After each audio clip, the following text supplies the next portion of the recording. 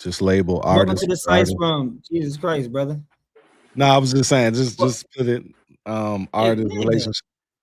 Welcome to the Sice Room, where DMV culture, hip hop, and politics collide. I'm your host, J5, and tonight we're discussing a whole bunch of stuff, man. Jay-Z, a viral situation with a mom and parenting. We're discussing Lord Boosie and his lawsuit issues, and we're also going to talk about the WearHouse Live fashion show that we having this Saturday. So appreciate everybody for tapping in each and every Tuesday. You know, I got the greatest panel, greatest host, and greatest chat in the world. We are starting to show up a little different tonight. So afterwards, we're going to see what the panelists got to say.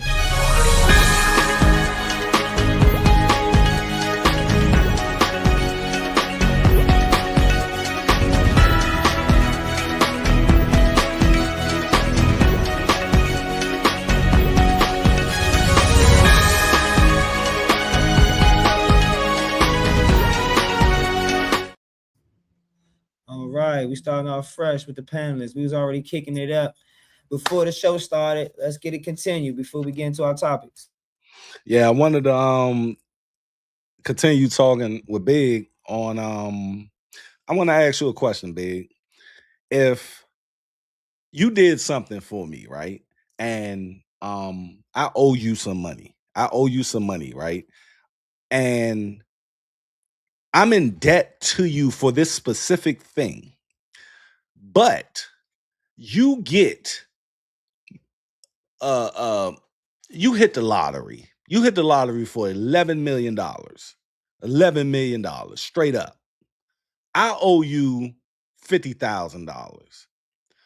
Am I now not in debt with you? Are you just gonna be like, man, you my man? I just got 11 mil. Fuck it, fuck that 50,000. Let's go party. What are you? Am I still in debt to you with that $50,000? Any man that got $11 million and he hounding his man about 50,000 is not a man to me. But are you hounding him, or I don't want it? What he owes? I don't want it. Yeah, you ain't really taking the L if that's your situation, though. I'm not doing it. You ain't missing that. It's like you gave him a good chance, it ain't work out. It's cool beans. Because I don't know how everybody else was brought up or how everybody else grew up, but I used to be outside. So it'd be plenty of times people can't pay their debts. Niggas might come through with a TV, a PlayStation 5. Something. You know what I'm saying? So long as you wiping your face, you clean your face, you good. I see if I bought you that ticket, though. Now, that wasn't the thing. You played the ticket on your own. Now, if I bought you the ticket and be like, bruh, you know, I was playing the lottery and shit, man, I got some extra tickets. Here you go. I ain't gonna hold you. And you hit that motherfucker. Now, if that happened to me, I'd be like, bruh, forget that 50K. But you got it from an unrelated source on you playing that shit. He did not give you the debt as a man, bruh, and I'm from the streets as well. As a man supposed to pay his debts. I don't not supposed to. But Dutch, we're not saying that that's not the case. We're not even saying that they're not supposed to. But you made a specific, you created a specific scenario. Yeah. So if somebody got 11 M's and they get 50,000, you're not really tripping off that. No. It's not the principle, bruh. I get you. I'm with you. That's what I'm saying. But in that specific situation. If I won $11 million on my own volition, but you owe me $50,000, now I'm not going to be hitting you up every day. I'm not going to be. I ain't gonna hold you. The better question. You still owe me, bro. The better question. I feel you. I feel where you're coming from. Though he got a point. No, he got a point. But honestly, I feel like the better question would have been, if the man came up 11 million, would you still pay him his 50? Would you try to pay him his 50? That's how I'm gonna look at you as a man. That's how I come up. If you want to come hit my hand and I came up 11 M's, I'm gonna tell you keep it. You know what I'm saying? Because you're a man. You know what I'm saying? But if I come up 11 M's, I'm not looking at no man for no 50,000 either. But if you want to hit my hand, I'm gonna respect that.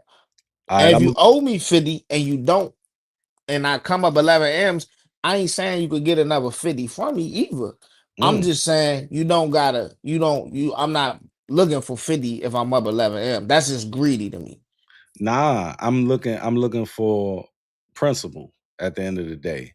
The thing is, I may not even accept it, but if I see that this man is willing to pay me my money even after I got 11 mil, I'll probably be like, bruh, you keep that, but I appreciate what you the mindset, The gesture. the gesture and the loyalty to your debt. And guess what? What may happen? I might just bring you along with me just because of that, because I know I can trust you. Yeah, we saying the same thing, basically. We saying the same thing. All right, let's get it. Different ways. So that's what I'm saying about the artist. The thing is, I don't think I was a shitty CEO, but what I can admit to was I did start off with that family shit, which I shouldn't have. I shouldn't have started off with that family shit or that deep into it, because when I learned and I started off with that before I learned the business. And then once I learned the business, what is this family shit you talking about? You know, Birdman, that's my son, and Jeezy, Gucci with Pooh Shiesty, that's my little brother, and all of that shit. But Clive Davis ain't never called nobody his fucking son. So look, all right, boom. Me and Trey 5, right? Right. We come together. He an artist. I'm gonna start my independent label. This our deal right here. Look, I ain't got 30,000 to give you as an advance, but this how we gonna bust this contract down. Mm-hmm. I'm gonna record you. This is gonna be your rate for your recording. I'm gonna go 50 an hour. Keep the math simple. We're gonna go 50 an hour. That was actually my your actual rate. Yeah. All right, so boom, we going 50 an hour. I know you're not about a woody whoop, but we gonna bust down your revenue streams from the United Masters. We're gonna bust down the YouTube streams, the video streams, and we gonna cut these expenses of your music videos, your photo shoots. Matter of fact, ain't no expense. I'm gonna just charge you $300 for the videos because I own all the equipment. I got all the cameras. I got everything. Right. Everything in house. Is an in-house label. Right. And when your revenue come in, so you could put some money in your pocket, I put some money in my pocket. We bust it down the middle. Is that a good deal? Nah, because anything, I don't want any revenue. I don't want any revenue being split before you pay back your shit. That's not like a brotherhood, not no business. You want to man, it's a business, because you and that has to be clarified. Even if I did call you my little brother, all of the niggas I call my little brother, I still went over the contract with them extensively and told them niggas to get fucking lawyers. Birdman used his Cash Money lawyers. You don't do that. That's fucked up. All right, so let me ask you this. I want to ask both of y'all. I can't see her name. Pink the goddess. All right, so y'all said that's like a brotherhood, right? Yeah. So, all right. So for Dutch, right? I ain't trying to get too much in your business because that's not my business, but I'm just asking. Where did you gain your working capital to outside of studio time to build their artistry, their image, and all these type of things? How was their clothes being paid for? How was music videos and things being purchased? Where was the revenue stream coming in to keep reinvesting outside of studio time? I was actually the audio engineer. I had to learn that. I learned a lot of shit. I'm Dutch the creator. That's I created. Look, in the last 15 years, I acquired and learned a lot of trades, right? So when I realized that it takes about $2,000 an artist each fucking night to go to the studio, I said, I'll build my own studio. I learned Pro Tools. I learned it all. And I started from scratch.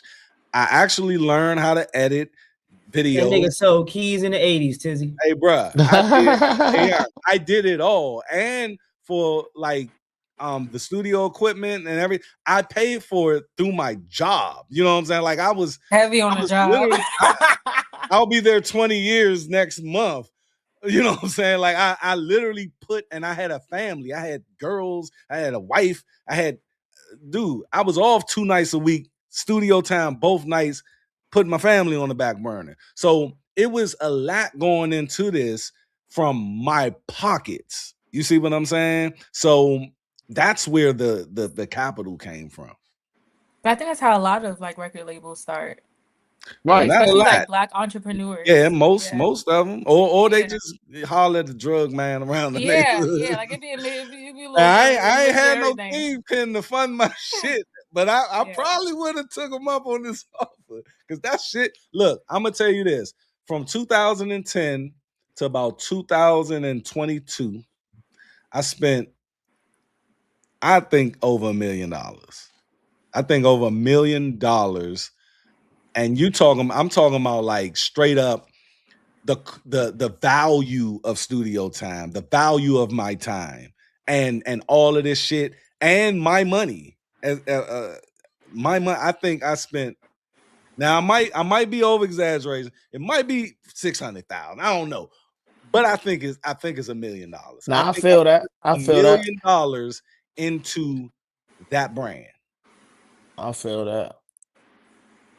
I don't know. Like I open my studio, it costs me 30,000 just to get everything rolling, everything. You know what I'm saying? So my 8 Trey 5 was in there when I first got the building. 2 weeks after that, you know what I'm saying? They shot a whole cipher in there.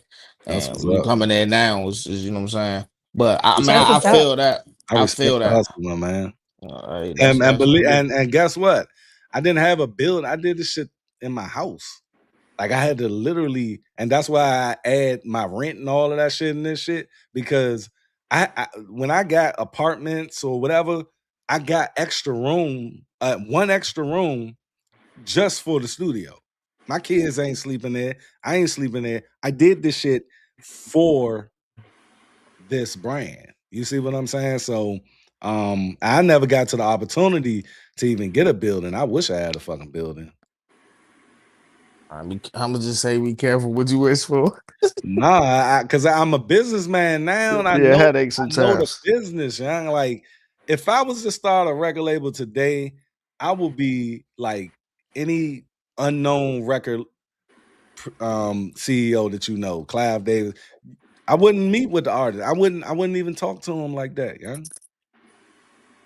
I That makes wouldn't make sense. no fam shit. I wouldn't, you my little brother and all that, man. Fuck that. It's a contract. Are you with it or are you not with it?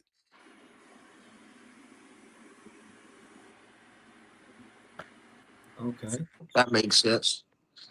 See, I pretty much pieced that up, huh? Yeah. Let's get it. I like that topic, guy. All right, Yeah, me too. What's that? Y'all slice it up all bucks. Man, what's up, Mark? Where Marcus at? What the the fuck? Marcus ain't say shit. It's strange. Yeah, everybody on mute. I don't know what's going on. Nah, what's up, y'all? I was letting y'all hold the floor. Dutch, what's up, man? What's up with you? Chilling. Dutch, what's up? Wink, what's up? Pink the Goddess, how you doing? Hi, how Marlon, are what's you? up? What's up, Dream. Brody? What's up, Sharice, love? you ain't got nothing to say on What's this, up, Sharice? Marcus? Hey, Wink, what you got going on over there, Wink? Peace, y'all. Sorry. What's up, Sharice? Wink Hey. always got Hi, something new y'all. going on, y'all. How Hi, you doing, Brady. Pink the Goddess? I'm still here, y'all. Hi. Hey, Pink the Wink, Goddess.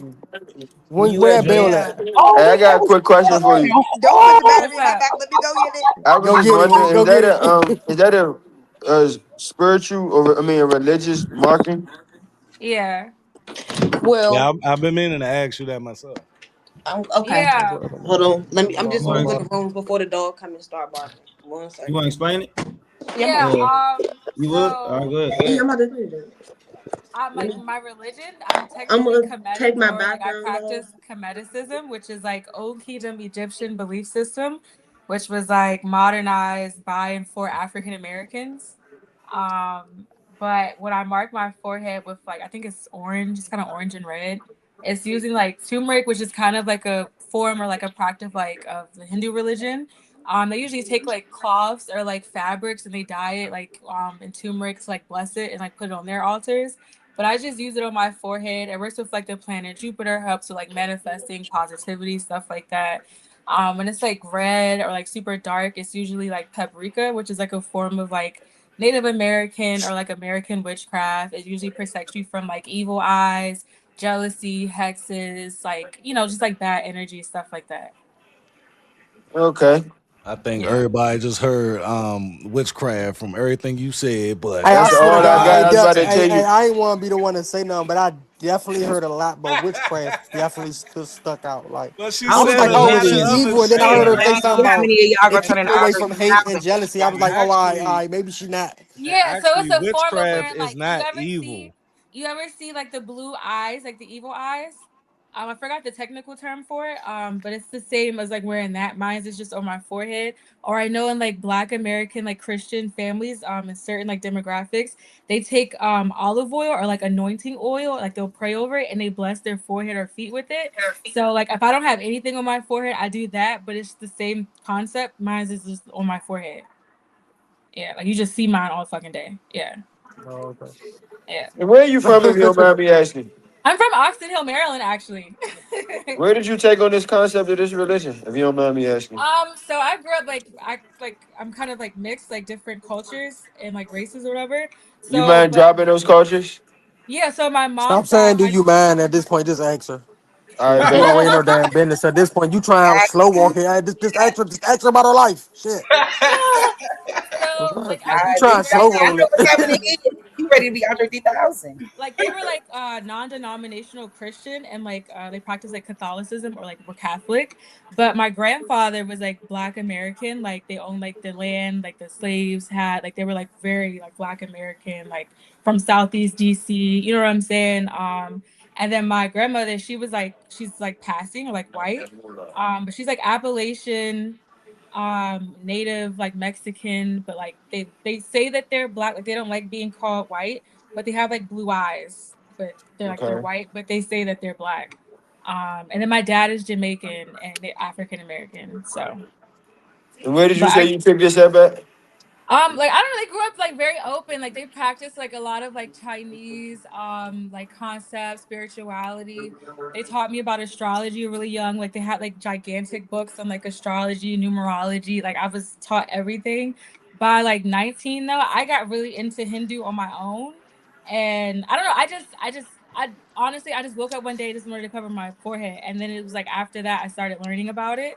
But even now I'm still kind of learning what it is. Like I don't know. It feels really Marcus, nice I don't want to and it see you works. tomorrow morning on Instagram So. with that mark on your forehead, Marcus. I've I had people promise, do it. Like Marcus. they'll like do it. Like I Huh? used to strip. Marcus is one of them people that's gonna be doing it tomorrow. That's Like why I he always asked her. feel like if you're like kind of gifted spiritually or you have Next a problem episode. kind of like honing Next down, episode. like honing down, or you're kind of like lazy developing your spirituality, it's good to mark your forehead so like you can kind of like filter everything that's going on. It's kind of like a filter, basically.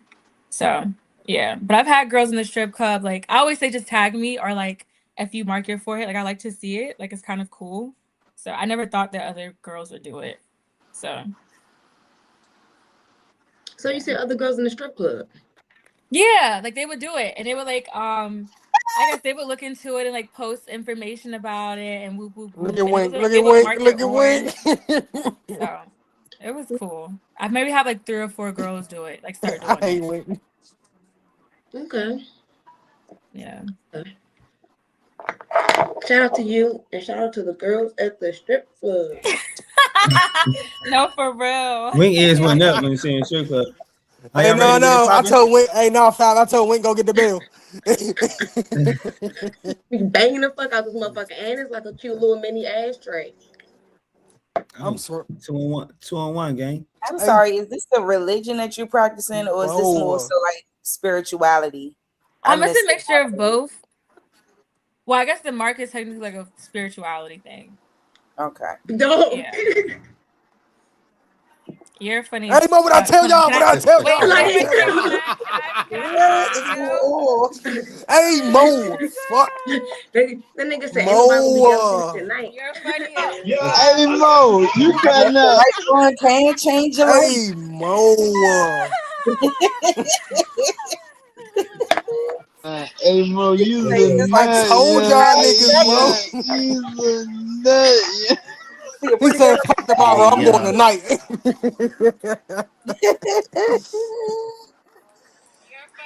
Well, this nigga Marcus a nut. Hey, I wanted to know, is it okay? Is it okay to win with this? You Put him in. cool, Put him on the You big got screen. that, son. Put him on the big screen, 5. That motherfucker perfect right there. I like that That hat. baby protecting Thanks, today. bro. Hey Mo. Can you wear hats with? Hey, Can you that wear hats with this or nigga. no? Oh, niggas. Yeah, you wear everything. Oh, I You look. everywhere with it. Oh shit. Yeah, I gotta find out more about this stuff. Hey, look at You losing? Drees. Hey, Mo. Hey, I'm trying to understand. Well, my life changed too. Shit, This nigga Marcus a help nut, me out. yo. Y'all burnt the fuck out. All right, y'all. Can we get it? We gonna get it cracking now, y'all. Let's get it. All right, bet. Like everybody know, man. After the first topic, I'm a big screen it, then I'm a big screen you. You get your take for about good 30 to 60 seconds, and you know what I'm saying. We come back to the big screen. All right. First, man. Somebody got to mute up for me. I don't know who it is. Oh, sorry. First, years after Colin Kaepernick took a knee and Jay-Z partnered with the NFL, the conversation still hasn't died. During a recent freestyle, Jay-Z defended his position, suggesting his partnership gave him more freedom. And, you know what I'm saying, Colin Kaepernick's situation was a little bit more police based off the deal, supposedly him not being able to speak about his Nike deal. So it raised a bigger question about activism. It's changed from inside protesting to outside protesting. And as we can look at today, based off both of their characters and how they both approached the situation with the NFL, which one of y'all feel like their approach was more practical and gave us more tangible change as we could see the, outcome today? What you got, Sharice? Damn. Okay, let me get this here right. Anyway, I don't think there was any tangibles in this situation. I think the only one who came out on top on this situation is probably Jay-Z in terms of being able to run the Super Bowl entertainment and all that stuff. But I don't think that it had necessarily benefited us as like a culture, as a race, as a group of people. No, I think that was more so on Jay-Z's behalf, more so just kind of, it was more so to get him kind of more on on another type of level in terms of being in the business world and intertwining himself in those different spaces. I think that he just kind of used that opportunity to be able to gain recognition and notoriety more so for himself and to build his businesses and to build his portfolio and things like that. Because being on the side of kneeling and things like that, he wouldn't have been able to do anything that he's doing now in the NFL. So I don't see any tangibles from that entire situation. Shout out to Colin Kaepernick. He did what he thought was right. I just hate that instead of it contributing to change, it just contributed to fucking weak halftime Super Bowl shows. So that's my take. What you got, Tizzy? Man, this might sound fucked up, but at the end of the day, both of them people took a job. They were two employees. One's a happy employee, one's a disgruntled employee. Jay-Z not wrong for taking the job. Colin Kaepernick, like me, man, I just look at it like this. If you're going to do it, do it. If you protesting, protest all the way. Die about it. Like Martin Luther King, like Malcolm X, like everybody else. So if you so worried about your contract with Nike and you can't say this, then you ain't really protesting. You trying to protect your bag. You see what I'm saying? So Jay-Z not wrong for having the job.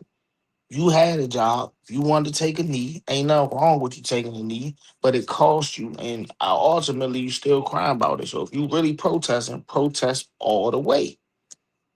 That's all I got. What you got, love? I don't know. I don't really be paying that shit no attention. Like bro said, they both took a job. You know what I'm saying? Even though Jay-Z could turn them shows up and shit, like that shit weak as hell.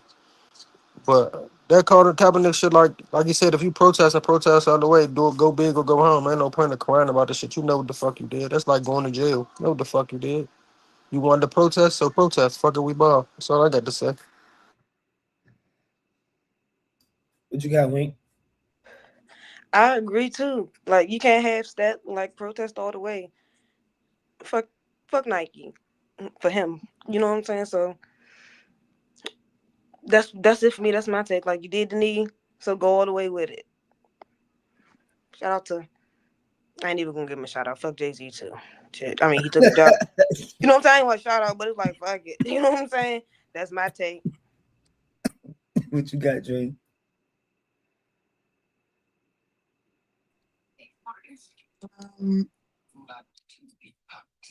I think I had something to say, but I don't remember right now. Yeah, they both had a job.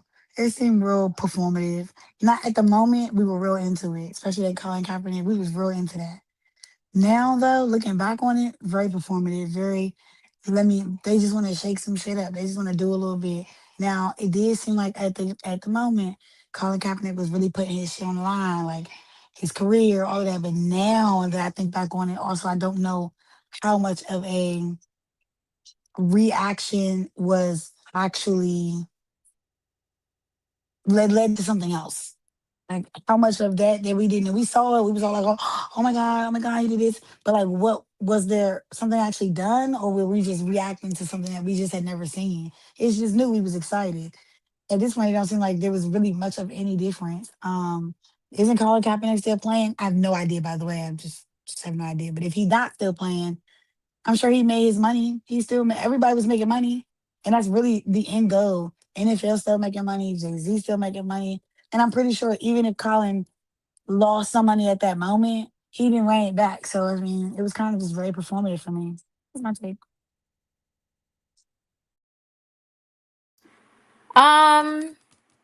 Based on what I'm hearing and like little context that I do have, I do remember the Kaepernick thing or whatever. I feel like he was made an example, but I do feel like it was a big deal or whatever. Like it did kind of not shift the culture, but like shift the shit, like ruffle everyone's feathers. Like it did do something.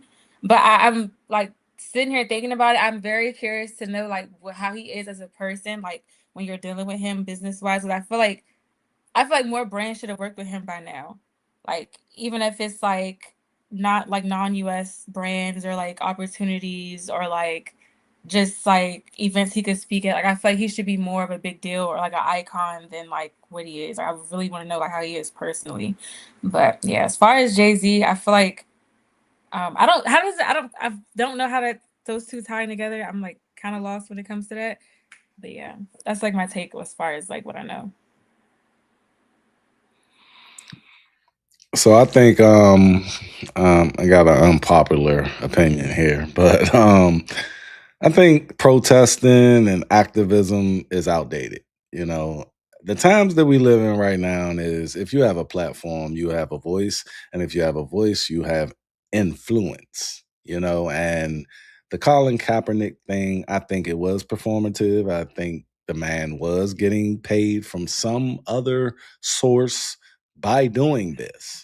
You know what I mean? And on top of that, man, Jay-Z, and I don't want to seem like I'm dick riding here, but I'm not.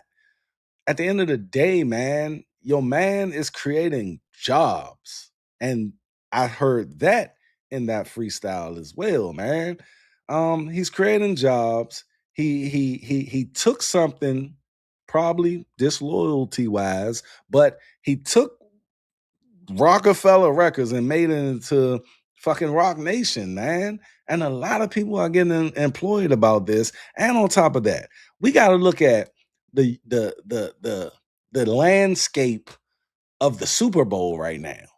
It's never going to change from where it's at now on some hip hop shit. The last 6 years, it's been R&B, hip hop, all of that shit. We never own that space. We never owned that space. Now it's just anticipated. on who's the next person from hip hop or R&B going to be on that stage, man. And I think what he did with this concert was amazing. I really think that Jay-Z is the king of fucking hip hop right now. You know what I mean? And he's going to be the king of hip hop until the day he die. I'm done.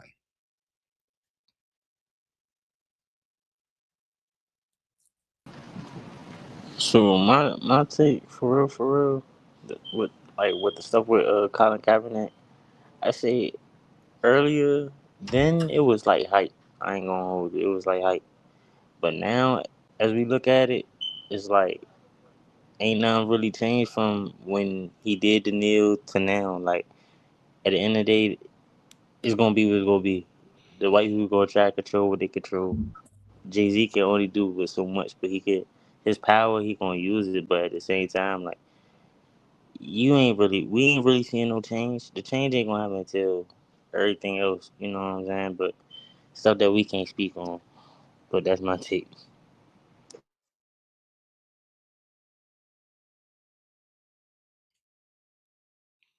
Look, man, I think a lot of motherfuckers hating on Jay-Z, including Damon Dash.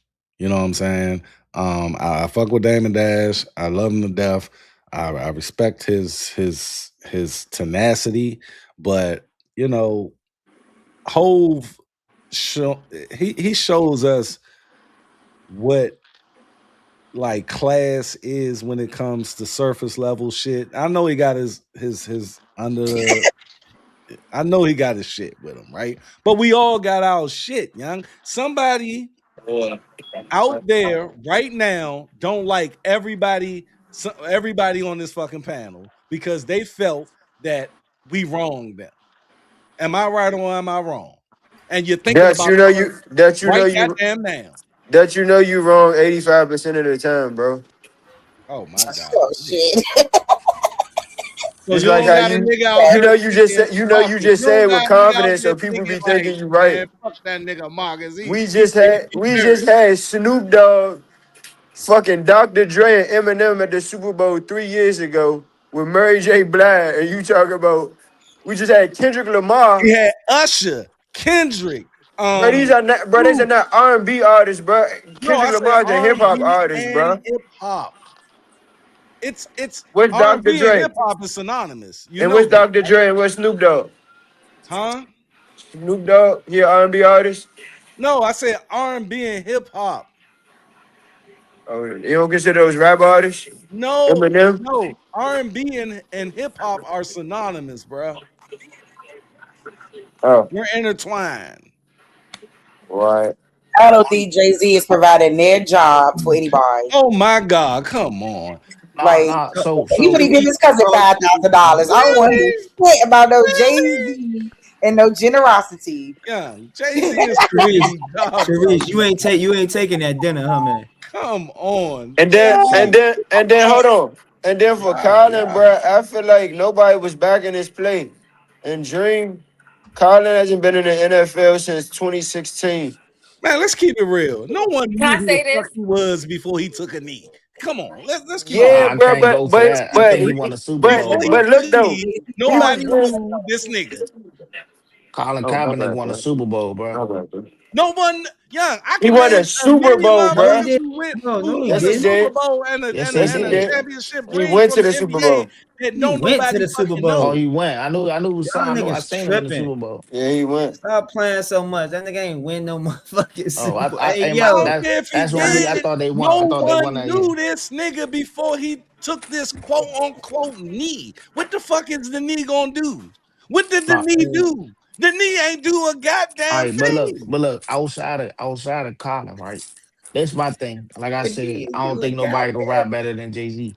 But as far as if he got this job overseeing the Super Bowl performances and all that, it's cool, but he gotta do it from an unbiased place. And when I say that, I mean it's no reason why we ain't seen Drake perform at the Super Bowl.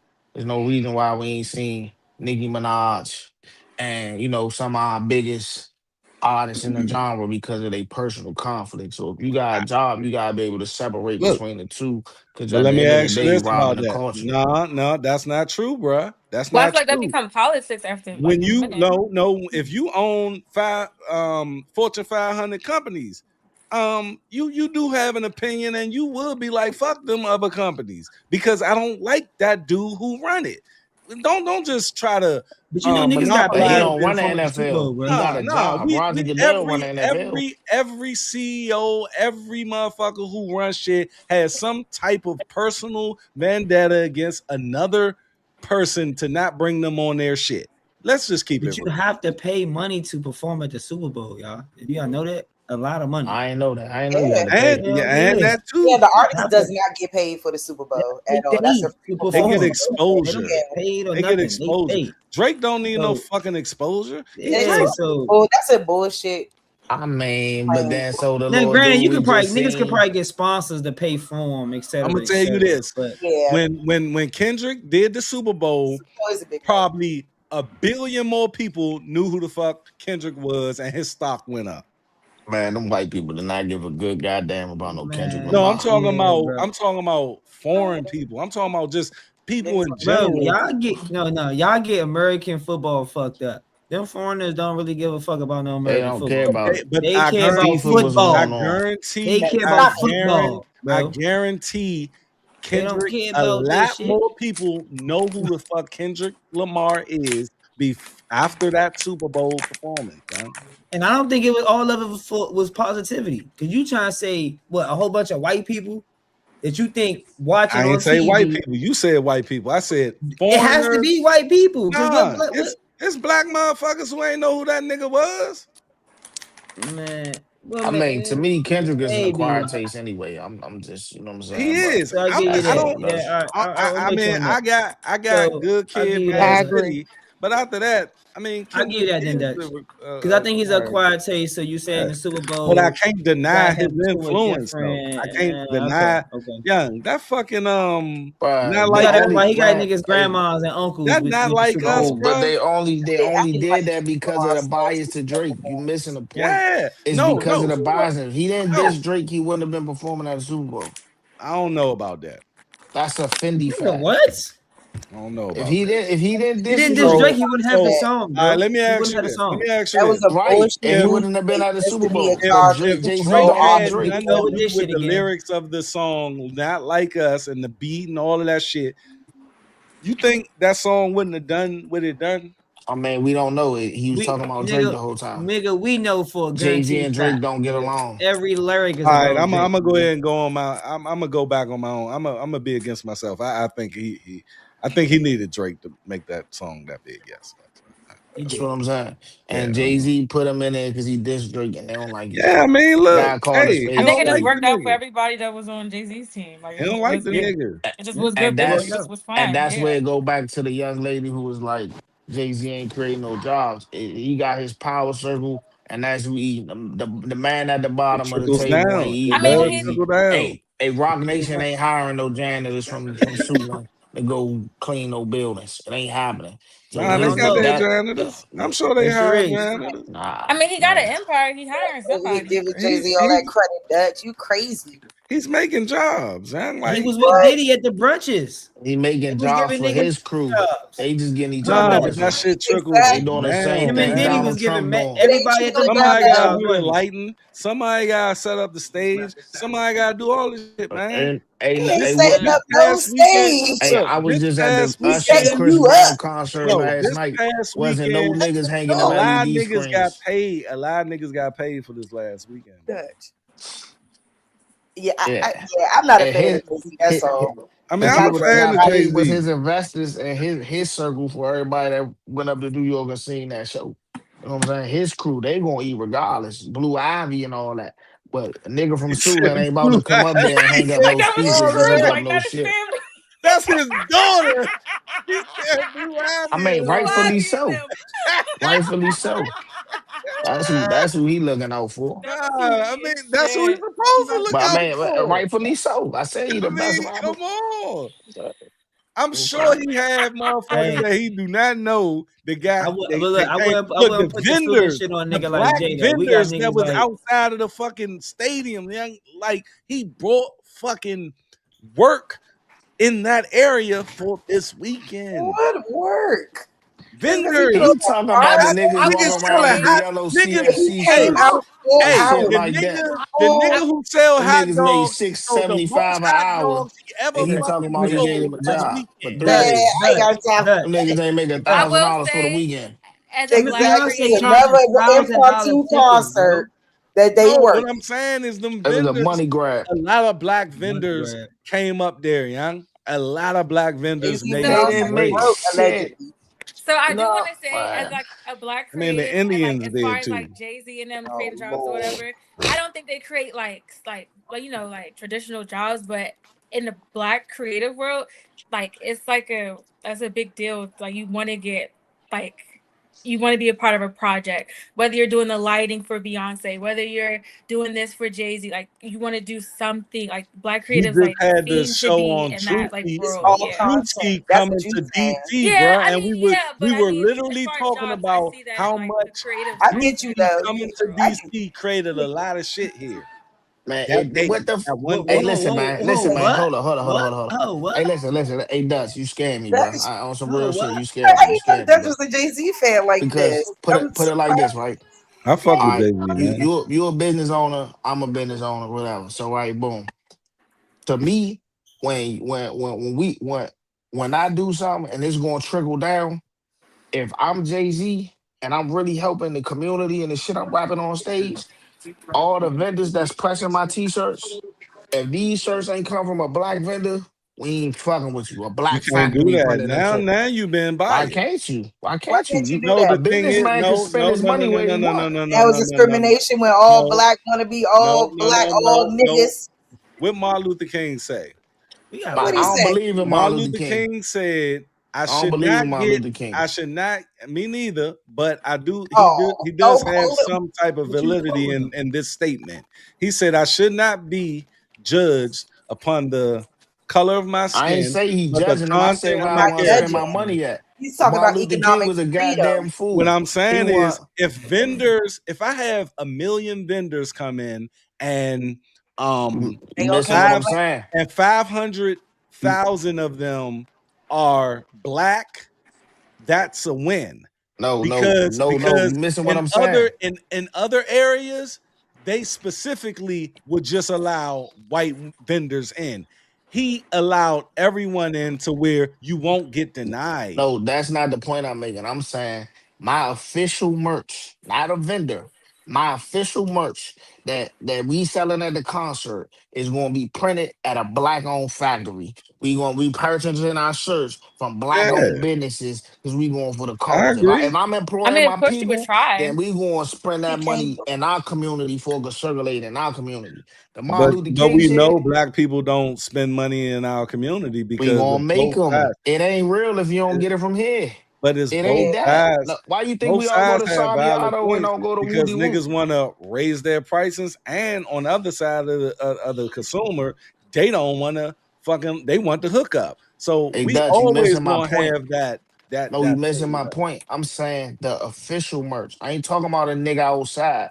I'm talking about the official merchandise that's being sold at the concert with my shit. I ain't talking about the nigga outside on the About block. I'm talking controlling the about when you controllables. coming, yeah, what I I mean, you can could try, control. but a lot I'm of like, it's rare that you find because it's like hard to be like a distributor. I mean, for anything, so or like a production, whatever. But I feel like if you could find one on that large scale to produce that many shirts or whatever, how much merch and it's black owned, I feel like that's really rare to find. You might have to like get it out of country and then it's going to be like shipped like economically, like it but just you has to make Jay-Z. sense. You Yeah, Jay-Z, yeah, but right? it still So has to make sense. Yeah, it you does. can make it make sense. In Atlanta, And on top Georgia, of that, you at still the have to have the airport, motherfuckers who buy it. A lot of motherfuckers gonna man, be they like, buying that nah, shit, man. they gonna Niggas buy I the mean, buying I that don't all shit. know. brand Look, I shit. don't know. To your point, Dutch, about giving niggas jobs and the premise that Tizzy is making.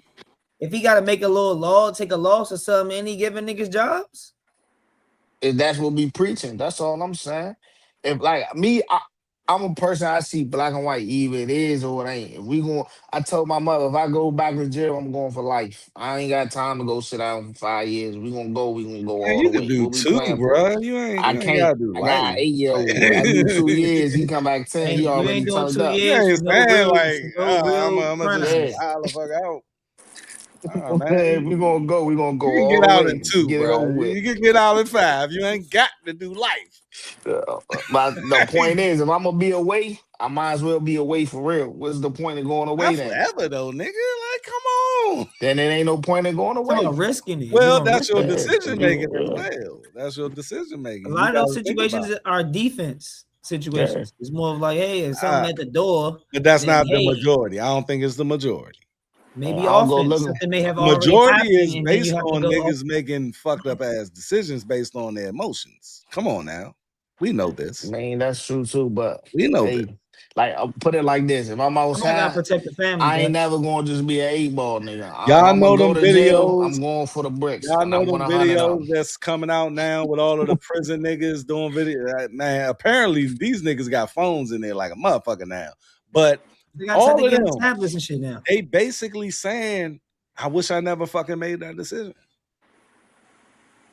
Hey, And I can feel them in the moment making the decision, but hindsight 2020, you don't want you got to think twice, man. It's been a couple situations where I had to turn the other cheek, man. hey, my grandfather told me you only got 2 cheeks. So if a nigga smack you once, you turn your cheek down, you smack Or you you, again, it's over with. You or might you, he can or only you really smack you got one time. you really got Can only 4, smack but you one time. Oh man, I'm just but saying, like, I Yo, mean, what the you do have 4. I mean, technically it's yo, 4. that It's was 4. crazy. I'm just saying, like, That I was know it fucking sounds crazy, crazy. and I Wow, know that was how it sounds, crazy. but God damn, you my man definitely was have 4. shit. That you losing me, man. Yeah, You I'm just losing me, saying, you man. lost I me know with it that sounds one. crazy. I'm What saying. you I'm gotta get talking about smacked facial one cheeks. time? I'm talking about Okay, you cheeks on said my face. okay now. I Yes, we only do got have 2 2 cheeks. facial cheeks. Ain't no nigga smacking my ass, so I ain't even think that was worth saying. Oh, that's what you was talking about. Yeah, I didn't. That's what I asked. His shit just Repeat went what your left, grandfather Hey, said. y'all funny as shit. man. He Y'all said, funny as "No shit. man said no man smack." Hey, now I'm gonna tell my mother if a nigga smack my ass, hey mom, it's done. I'm going Yes, for life. we are going to prison for life.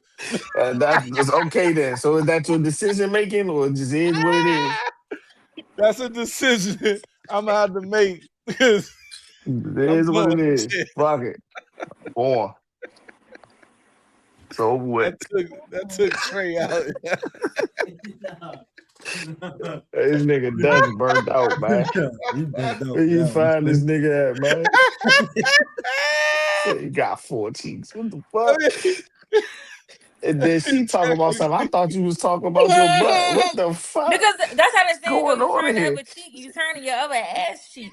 So when he What like, oh, they the smacked one cheek, fuck? I was like, oh shit, this was your grandpappy was talking. I was like, Yeah, okay, that's what I said. man. Like, what the Man, what? fuck? Hey, man, I gotta Okay. take my ass back uptown, man. You talking about Oxon Hill and Hey, shit, man? What the fuck?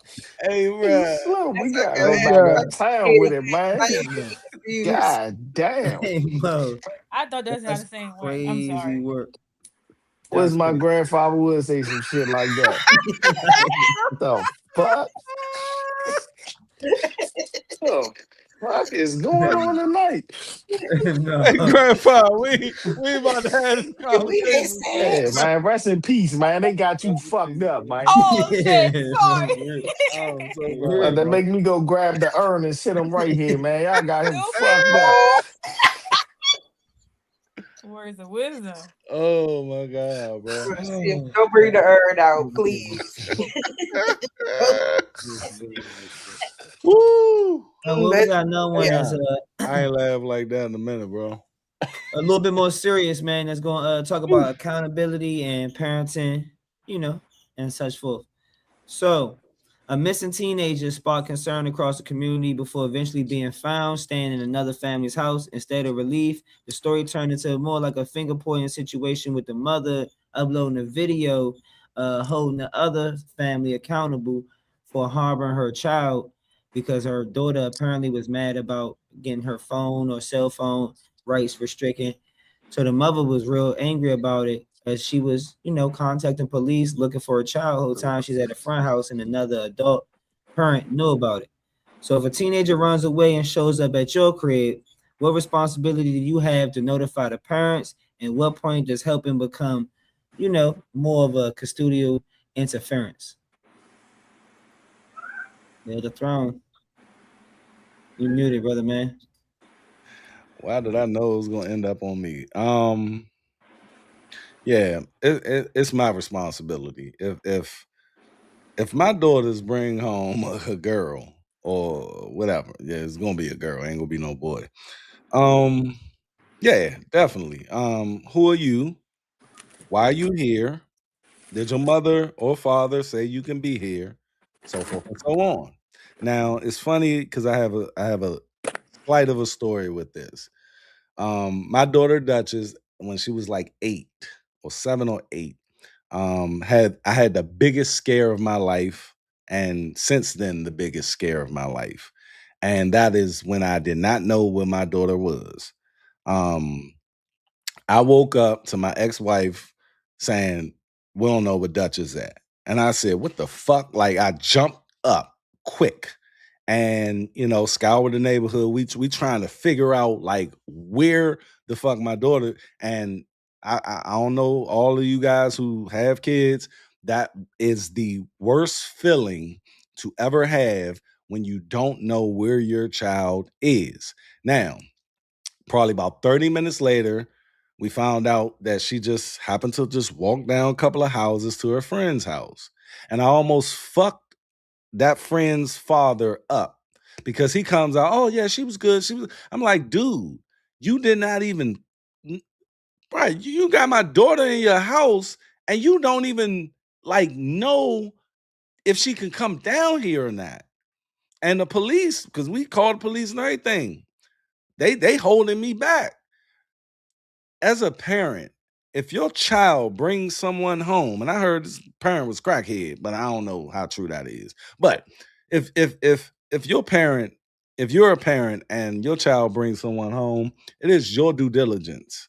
Your due diligence is to find out what happened with that child, and if they say what this girl said that her mother stole her cell phone or something, young, nah, you need to get in contact with that parent and see if that child supposed to be here or not. That's my take on it. And on top of that, like, don't nobody ever want to feel what I felt that day. I'm out. What you got, Dream? Hey, I feel like last week we talked about the kids. We're talking about the kids again this week. I just want to be very clear. Fuck these kids. These kids are getting on my nerves. The kids want to take over the city. The kids want to rob the city. They want to do this. They want to. Who fuck these kids? These kids are getting on my nerves. They always want to do something. They want to go somewhere. They want to rebel. They want to. God damn, these kids are doing so goddamn much. Somebody to calm these motherfucking kids down. Calm down. Just relax. Sit down somewhere. Just relax yourself. All these kids, they just these kids. I don't know if y'all just seen. I just happened to be scrolling earlier, and they said these girls broke into the Chick-fil-A. Is we cool? These kids need to sit down. It's so irritating. And as a person who I don't really fuck with kids like that. I do got a kid over here. But these kids get on my nerves. Like, sit down. Like, y'all just out here just doing whatever. Like, y'all done broke into the Chick-fil-A. Ain't bring no Chick-fil-A sandwiches home. Ain't bring no nuggets to the crib. Ain't got no half and half. And just out here just touching shit, going places, stop, sit down, relax. It's like, put them all in one spot and lock them in there. Like, just, they just need to calm down. The kids are really getting on my nerves. Um, it's the parents' responsibility, but like I don't know where they at. I don't know where the parents at. I don't know who's in charge. I don't know who's in charge. But call them. Somebody call whoever's in charge and tell them come get them. Because these kids are doing too much and there's nobody. The repercussions are either what we thought back in the day. And when I say we, I mean whoever lived those different lives, It was either the streets was gonna kill you, you was gonna get locked up, they was gonna kill you. At this point, they gonna kill each other. All of those options are still available, but it's like they don't care. They just out here just winging it, just winging it, and it's irritating as a parent. It's irritating as a just a passerby. Like it's irritating the things these kids are doing, and it's like, yes, it is the other parent's responsibility. But these kids so grown out here, and as a parent who's like, these kids so grown out here, you might be like, you might be like, oh, my parents such and such said I could come over. My parents said these kids be lying through their teeth like it's all they ever did. Baby, I don't have time. I just want other people's kids to stay away from me. I don't want to see no other people's kids. I don't want to be around other people's kids like that. Cause I don't know what you got going on over in your household. You don't know what I got going over here in mine as a adult and to a parent. And I don't want to be responsible for nobody else's kids. These people can barely be responsible for their own self, let alone they kids who out here doing whatever. And then somebody else's kids. I don't want nothing like that. It's getting out of hand. I'm a little irritated by it. I don't know if y'all irritated by it. It's sad, but it's also just very irritating. That's my take.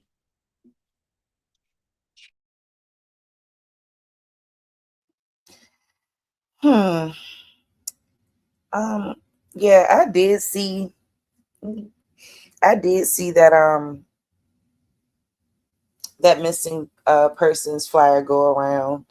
I did hear about what happened in terms of that. I know as the mother myself, like I would be like extremely upset if I found out like, like my child left and then went down to somebody's house, and then them as the parent or as another parent, especially after your child or my child rather, or whoever's child has been there for a certain amount of time, to not notify that parent. I think that's just, I don't know, we've lost the sense of community in our spaces and where we are, especially in this area in particular. We just don't look out for each other like we used to. Now I understand, whatever, somebody was upset and all of that, but like we got to start making our children understand that what we say go, not what you say, and you're gonna have to learn tough lessons in life about how shit really is out here. You don't get your way. You have to respect and mind your parents and try to be the best person that you can, because that's all really, I realize that's all my parents want for me, and that's what I want for my kids, and I think that's what anybody want for their kids. I do hate that like that a lot of these kids are gonna have to learn the hard way about a lot of shit, and they just not ready, but they gonna find the fuck out. They gonna find out, and it's not gonna be nothing anybody could really do about it. You want the best for them, you want them to make the right decisions and stuff like that, but you got to learn from your mistakes, and that takes time, and you got to continue to grow and nurture them to do that. I just think like on the parents, and like it just have to be better communication between adults and understanding, like just personal boundaries and what that looked like, and a lot of stuff that Dream said was true. That's my take.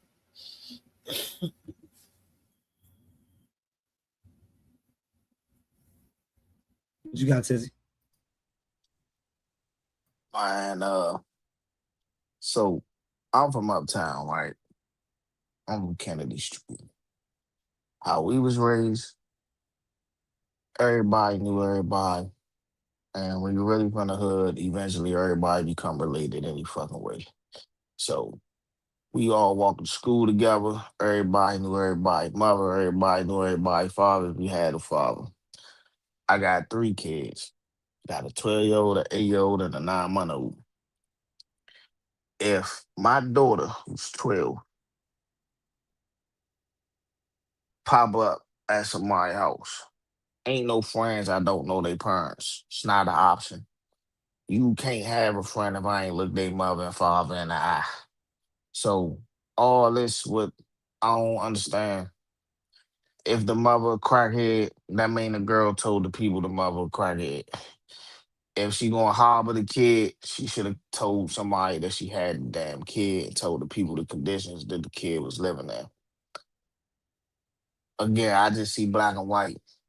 fine sense of community, all that's good, but the community ain't what it used to be. You know what I'm saying? It was a time when you was outside, niggas outside hustling, they telling you they mind the street lights gonna take your little ass in the house. Shorty play basketball and he fucked up in the game. They ain't about to let him push no packs. Hey, Shorty, we just gonna buy your basketball shoes. That's the community I come from. 03, they took all them niggas, locked their ass up. They just now starting to come home and trickle back in, and then we was left outside with the goofy woulda, if I coulda, woulda, shoulda, if I had only been ass niggas trying to be big homies and shit. A nigga told me one day I'm his JR. I said, nigga, you only fucking these bitches because them niggas locked up. Get the fuck out of here. I don't know you for nothing. But yeah, man, as far as these kids and shit, man, you damned if you do, you damned if you don't. But we gotta get back to that old law, where it's, if I don't know your parents, I don't know you. My kids don't know you. You know what I'm saying? That's not an option. Parents gotta be parents, man. What you got, Wink? Yeah, the parent, I mean, whoever should have been notified. Just having a kid over your house and the Lord John out. Just long story short, should have been notified. Girls used to be with my house all the time. That shouldn't have been there, and nobody was notified. And one girl was a runaway one time. That shit was crazy. I wonder where she at now. Like shit, but yeah, I feel like my mother should have notified somebody about that. Cause I thought, what the fuck is this girl here? So yeah, notify the parents or the guardian, because I think that girl might have even been like in a shelter or something. I don't even know. But yeah, notify people. That's fucked up. Crackhead or not. Or I'm sorry, crack addict or drug user or not. Thanks.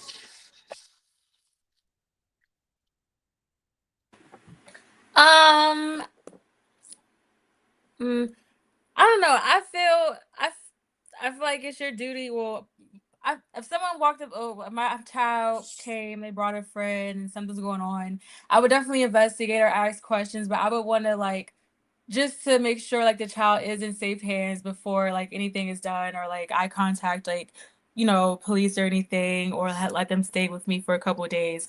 I feel like I want to talk to their parent or see what's going on, or just because I had like brothers, like my brother's best friends. I grew up, they were in the foster care system, and my mom like co-parented like with like whoever he was adopted with or whoever house he was in. Like she co-parented with them. So like I'm really used to having like friends, like really being a family. So I don't think that's a big deal to want to investigate or wanted to like not pry, but like like be a part of the community or like really be like a village. You know what I'm saying?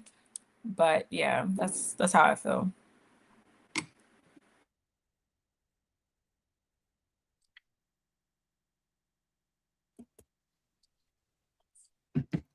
I mean, I know we growing up, situations like that was seen, but yeah, you definitely got to call somebody.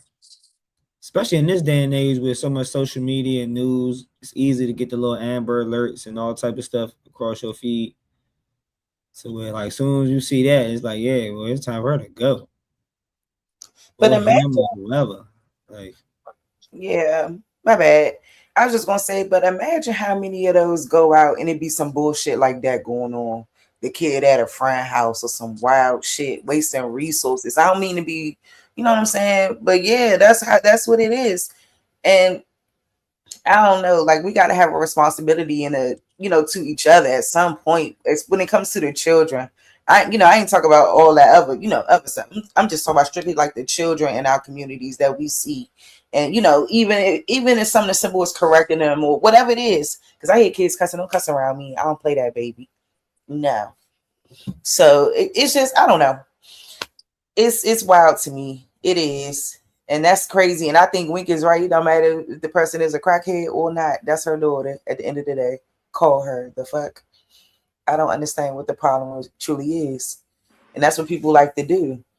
And anytime you get the system involved, best believe, babies. Now this shit national news or whatever type news it is now. So best believe them people gonna be coming. I don't know. I just feel like if someone come to my house and I'm worried about your safety, you telling me to stand there with your mother. Because I have friends whose mother was like, you know, dope heads. She ain't eat for days. Mother ain't been home. Not me. I got my mother cooking and bringing her food for school in the center. So if you come to my motherfucking house, you tell me your mother a crackhead, I'm going to go meet her or talk to her. And if I feel like this shit is unsafe for you to be at, little girl, you're staying with me. We're calling, like, we're going to do this. Or I'm going to try to get custody of you myself and see her at a certain, like, we're going to figure this out. Like, I think that her not getting anyone involved would have been like wild as shit. Like just sending her back home, and it's like you see that the situation is fucked up. If that's the case, like she just gonna go run to someone else's house, or some wild, like crazier is gonna happen. Yeah, I would say there's a lot of functioning crackheads out there, and we don't know that. But still, so we don't know. A crackhead or not, that person slid that baby or got that baby cut out, or either way it go, that's still a child. But again, it go back to what when you got community and you know, if I know your mother crackhead, like she said, I'm gonna make sure you eat at school. Yeah, I'm gonna buy you an extra uniform. We had, man, I still help in any type of way I can. Shit, You know what I'm saying? but you going home, and then a lot of these kids, man, they But got rules and shit at home, and like, I hate to keep talking about my grandfather, but he had a rule. We couldn't go spend the night at people's houses. Everybody had to come to our house because he an old school military man. And Lord. he said, you playing in the backyard, he sitting on the porch smoking a cigar. You think he just smoking? He listening to your conversation, what your friend talk about. Hey, don't bring that little motherfucker back over here no more. And if I see you with him outside, I'm gonna whoop your ass. You know what I'm saying? Because you know what that kid bring. To as I get older and I'm 13 outside on my own way, and I'm hanging here. And I go over this nigga house. His father passing him a J. You know what I'm saying? The other nigga, he could. All of us went over that house. It was 5 of us. We all went over the house. Everybody smoked weed for the first time that day. And that next day, I watched my friend group change. The fly nigga wanted to get high every day. The ball player nigga wanted to smoke. Everybody changed. And my cousin told me, why you smoking weed if you can sell it? Smacking me upside my head. And that changed me that day. Everything changed that day from that man father passing the kid a J. So all that going over niggas' houses, you might got the uncle who in the fucking porn and watching porn and exposing kids and shit they don't need to see. That shit alter a kid brain. So my kid can't be nowhere I don't know where you at. You gonna be accounted for. All this Navy Yard shit outside of the studio shit. I'm a firefighter in the daytime. That's my regular job. I'm a DC firefighter. The shit I see with these kids out here 11, 12 o'clock at night, they run around Navy Yard in the alleys, girls fucking in the alley, come back saying they getting raped. This shit that don't even make the news. You know what I'm saying? The shit that you see, like, when that lady said, Piero, whatever the fuck her name is, said, lock them parents up, they got mad at me. I'm with that shit. Cause it's these same motherfuckers who kids out here every day. You don't work. You get free housing. You get free food. You get free daycare. You got free health care. You got Virginia tags on your car. You don't got no insurance. Your kids running around breaking into shit, robbing everybody, going to jail, doing all the dumb shit, and there's no accountability. Your kids down here fucking shit up. We trying to go to sleep at the fucking firehouse, and they run around here jumping white motherfuckers for no fucking reason. What is wrong with you? Sit your little ass down somewhere, like Dream said. But people gotta hold themselves accountable. And somebody, if you can't do it, because you want to be at Metro Bar or you at motherfucking bullpen your kids outside jumping and robbing motherfuckers and breaking into cars, that shit crazy to me. Somebody gotta be responsible for these kids. If your kid missing and you ain't filed a missing police report, then you need to take your ass to jail too. Cause if the little motherfucker turn up dead, you go, oh my God, ain't nobody trying to hear that shit. Cause you ain't fucking care. So don't care now. You should have cared when they ass ain't come home the first day. Cause an adult gotta be missing 24 hours. A kid could be missing an hour and they missing. It's an Amber Alert. I co-sign everything he's saying. All that shit these niggas be talking about, man. Only one know thing about that. That's what I was about to say to Sharice too about the lack of resources. I was about to say the same thing Tizzy was saying about the shit. Your kid gone, your ass better use them motherfucking resources and call them people and make them look for your damn child. But only thing I don't co-sign is you saying you hate to keep talking about your grandpops. Shit, he keep giving that law, and it's instilled in you. Every time you come on this motherfucker, we want to hear something else that you hear me. Your grandfather told you. Nah, for sure. it's missing, bro. So don't ever be also you hate. You hear me? You hate keep talking about him. Nah, bro. A lot of people don't have men like him in their life. They grow up around men like him, so they need these type of things instilled in them. Nah, that's a fact. That's a fact. That's a fact. That's a fact. Yeah, that should be real. I ran a call a couple months ago, right? The girl, 16, she in a shelter, right? She in a shelter with the little cause she got the baby, whatever problems at home. She in the shelter, y'all. The girl boyfriend, so her baby father is 16 too. She got a 23-year-old boyfriend, right? Oh man. She dropped out of school. She doing somebody hair underneath the table, but you can't come in the shelter without your baby. If you come in that joint, it's like a shelter, but they basically get their own apartment in the motherfucking joint, right? So she come through the joint, she can't come in without her baby. So she go back outside. She waiting for the boyfriend to bring the baby back, right? Baby about maybe I don't even think the baby was 6 months old. The fucking girl sits in the car with the nigga. They smoking. She go into the shelter now. She got to walk past the security. Security guard put their eyes on her. Got put their eyes on the baby. Security guard pulled a blanket back off the car seat. You know, our baby's in the car seat with their head up and their stomach up. The baby, his head is where the feet is at, and the baby face down. This happened at the shelter on New York Avenue? Nah, this Southwest. Oh, Motherfucker. The baby feet where the head supposed to be and the baby face down. Flip the baby over, dry blood, woo woo wham. Baby not breathing. CPR. I'm 2 fingers on this little baby chest, breathing in this baby mouth, trying to get this baby to shake back. The girl, they asking the girl, what's going on? I don't know. I was just smoking. We were just smoking in a car. What the fuck is you talking about? Your fucking baby dead, you dumb fuck. Get to the hospital. Go take her to children's. We get to children's, motherfucking. I end up knowing the real father. So he like, hey Tiz, what's up, my baby? She good, she good. I'm ignoring him because I ain't came. What the fuck? So I'm just ignoring him. I'm like, he grabbed me. He say, man, what's up with my baby, bro? What's up?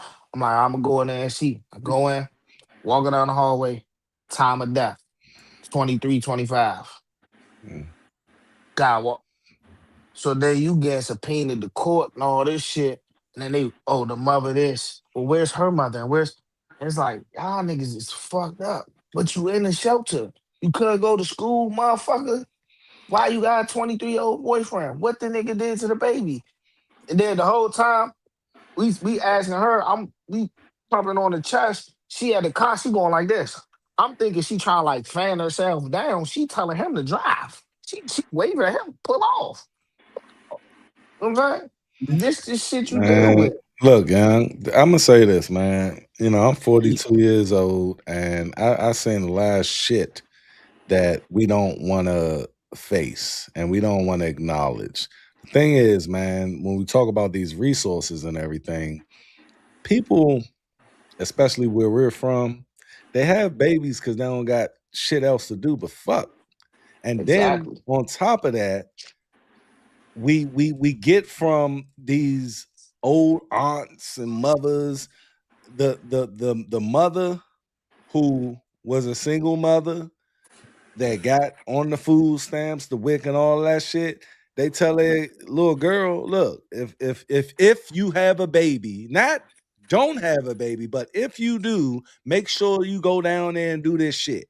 You see what I'm saying? And that's the shit that's what I built my platform on, which I had to step away from because people just don't want to accept that we have these cases to where either it's one or two things.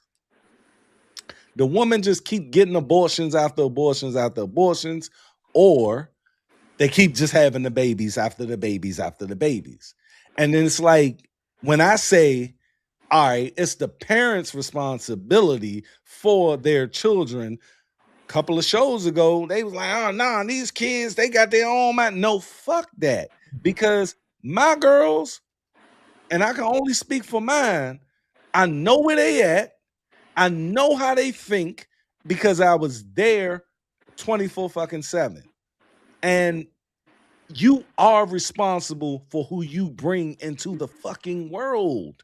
You made that one decision to say, I'm going to have it. And I know it sounds fucked up, but I'm more on the side of the women who be like, fuck these kids, I ain't having it. And it sounds fucked up, but guess what you not going to subject that child to that's not born? All of this bullshit, and then the cycle is just going to fucking continue. And it's the government fault. It's all the government and fault. the government Because enables that shit. if I'm the mayor or I'm a senator or whatever the fuck, if you have a kid and you want public assistance, motherfucker, you got 4 years. 2 years. I I'm say giving you 4. 2. I say 4. I give you 3 years. I give you 3 years to get your shit together. If you can't get it together your way and you still want We taking assistance, that baby. well, I ain't gonna take your baby. Take your ass to the military. If you a legal alien and you called your ass under this But they still fence, gonna have to figure out what to do with the baby. nah, the military got daycare. They got all type of shit. I did a They got all video a type of long shit. time ago. I said, look, and I did do your 2 years, but that was the checkpoint where we reevaluate. And then wherever you at is gonna determine if you get them extra 2 years. If you ain't show shit, see You what ain't they do now. self-sustaining. They incentivize the Incentivize. fucking, and how you say it? Shit. Incentivize. Incentivize you having more. Meaning, the more kids you have, the more money you get. So Yeah. what you think they're gonna do? Have more children. But if in my plan, the platinum plan, as Biden said, my platinum plan will say, look, if you have another child whilst on this assistance, you're getting cut off and we taking your fucking baby.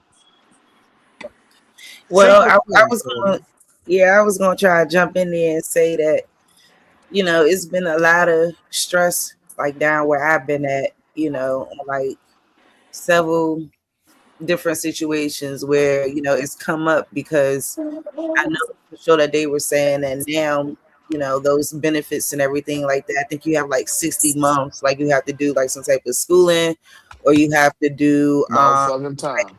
some jobbing, like a job for like 20 hours a week or something. Yep. Just to keep it at this point, because, you know, see, people don't like Donald Trump, but like that's the type of stuff that he's implementing in terms of trying to, in my opinion, kind of get people off of that and try to lean more towards self-sufficiency and things like that. And I will say too that there is programs out there that could help. A lot of times, I think what we see in our community, unfortunately, and others too, because it's not just us, but I mean, I think we only speaking about us, so I'll keep it here and just say that, you know, a lot of us don't like to take advantage of certain opportunities because certain like things make you look a certain way. There's programs out here paying for people's debt, helping people get houses, all kinds of shit that, you know, people just got to be willing to do the work to, you know, kind of take advantage. You know what, Cerise? Immigrants, and I'm sorry, give me one more second. Yeah, my bad. And it's like, it's interesting too, because I've met like all kinds of people, and you know, I find that the immigrant groups, they have a different mindset. Thank you. A different mindset around their whole American experience. Like they want to get a job, they want to get an apartment, they want to, you know, try to settle down and get, you know, self-sufficient. Like they already be working out the gate, you know, like I see that with a lot of them. You know, I find it very interesting. I'm always the type that say, hey, you need to come into the country the correct way. That's my thing. I'm staying on that. I'll never stray away from that. But I will say that on the back end, like we like to get mad, but then sometimes it's like, well, how mad can we really be if we're not collaboratively taking advantage of those resources that are there? And guess what people gonna do? They're gonna take advantage of it, and they're gonna, use it to their benefit. That's just what people do. Like we seen it in Minnesota with the Somalis and how they pretty much took over the whole Minnesota. I'm still trying to understand it. It's wild work from a third. I want to piggyback on that, on Go what ahead. you're saying. When them foreigners come, what they don't have is that cyclical Entitlement. thing. Nah, it's the cyclical thing that I was talking about. How they come, they hear about these opportunities. They're promoted to, like people promote this shit. Our government promote this shit to their country. So when they come over here, their first thing is thinking about these benefits and these all of that, right? Business applications. Oh, I think I got to do this. See, we grow up in the shit to where our mothers and our aunts are telling us to do it like this, right? So I the can't thing go for is, that, Dutch. huh? Can't go for that Go ahead. because everybody got time. Everybody got free will. Everybody on this motherfucker right now. But is when you're grown as hell. conditioned, it's conditioning. That's bullshit because you could be conditioned all you want, but I don't know how many people in here, but is enough of us in here? Let's say it's 10 people in this motherfucker. Somebody in here got bad credit, but they on here instead of on TikTok looking at how to write them collection shits. Motherfuckers make choices. That girl that just had her 2 babies, 1 baby died in her motherfucking house. She was shaking her ass on TikTok, leaving the babies in the motherfucking house. You have my grandfather told me every day you wake up, you get a motherfucking chance and you get a motherfucking choice. What you do with it is up to you. And the next day, if you waste your chance and your choices, the next day you got a new set. Let me It's ask you never this, no excuse. Ain't Sizzy, no such thing as a mistake. Let me ask you this. If you were told something different, right, from doing it the right way from birth, right? And I'm gonna give this analogy right here. It's gonna go a little left, but bear with me. A lot of child molesters and rapists and people who and gay people can attest to this as well. When you're molested at an early age by a male, and you're a male, that's the first time that you're introduced to this thing we call sex. And as they grow, they know that it's probably not right, but their feelings of it is based off of what they experienced first hand, and they learn to like it. So they fight against it, but it's still there. Like this transgender was on I think Tucker Carlson. He still dresses and does the thing, but in his mind is cognitive dissonance. He's like, I know I'm not supposed to be doing this shit, but this is who I am. So when I say these girls, they're taught certain values, fucked up values, when they're young. So even what you're saying, even when you're saying, okay, you have a choice, their mindset on thinking of the choice is what they were told. So they wouldn't even, the wherewithal is out of the window. They don't even think about what they're doing when they're having these babies. No, but that's the thing, right? All right, so I get what you're saying about the gay people, all that shit. More power to them. I can't touch He that said with a more 10-foot power to pole. them. What I'm saying is this: I come up under a family. I had My great grandmother had 13 kids. All her sons, she had 11 boys, 2 girls. Every male went into the military. Every man had a wife, had kids. We wasn't raised like that. My mother was Right. raised right. She went to St. John's. She took her ass over across Georgia Avenue, where she wasn't allowed to go. It was forbidden. And she seen my father from Kennedy Street sitting outside with a red sob and all white Sergio Tacani suit. She said she looked at him and fell in love. That's how Kennedy Street get in my family. I'm with my grandfather all the time, but that shit they doing over there, that shit more appealing. I never had to sell no drugs. Ain't no reason I know how to cook crack. Ain't no reason for that. I chose that. It was my choice. You know what I'm saying? I made a choice. It was a But was it conscious your choice decision. based on your upbringing? Upbringing or not, So I can I had say 2 something? It's like upbringings. the nurture nature thing. It's like how much of us are who we are based on our environment. And I think at least 85% of who we are is based on just what the fuck we grew up around. So can I say something? Please. So as like a spiritual advisor, like I meet someone, and when you're like taking people in and you're reading them, you have to take into account the generation they're in, the race, the this, the like you take into all of the conditioning, whoop, whoop, whoop. And I just damn, I forgot what I was about to say. Oh my god, it just like I think I escaped know me. what you was about to say. Like It's sort of like if you was born oh, this is what I was in about to say. India, you No, probably I would be agree a with Hindu. both of y'all.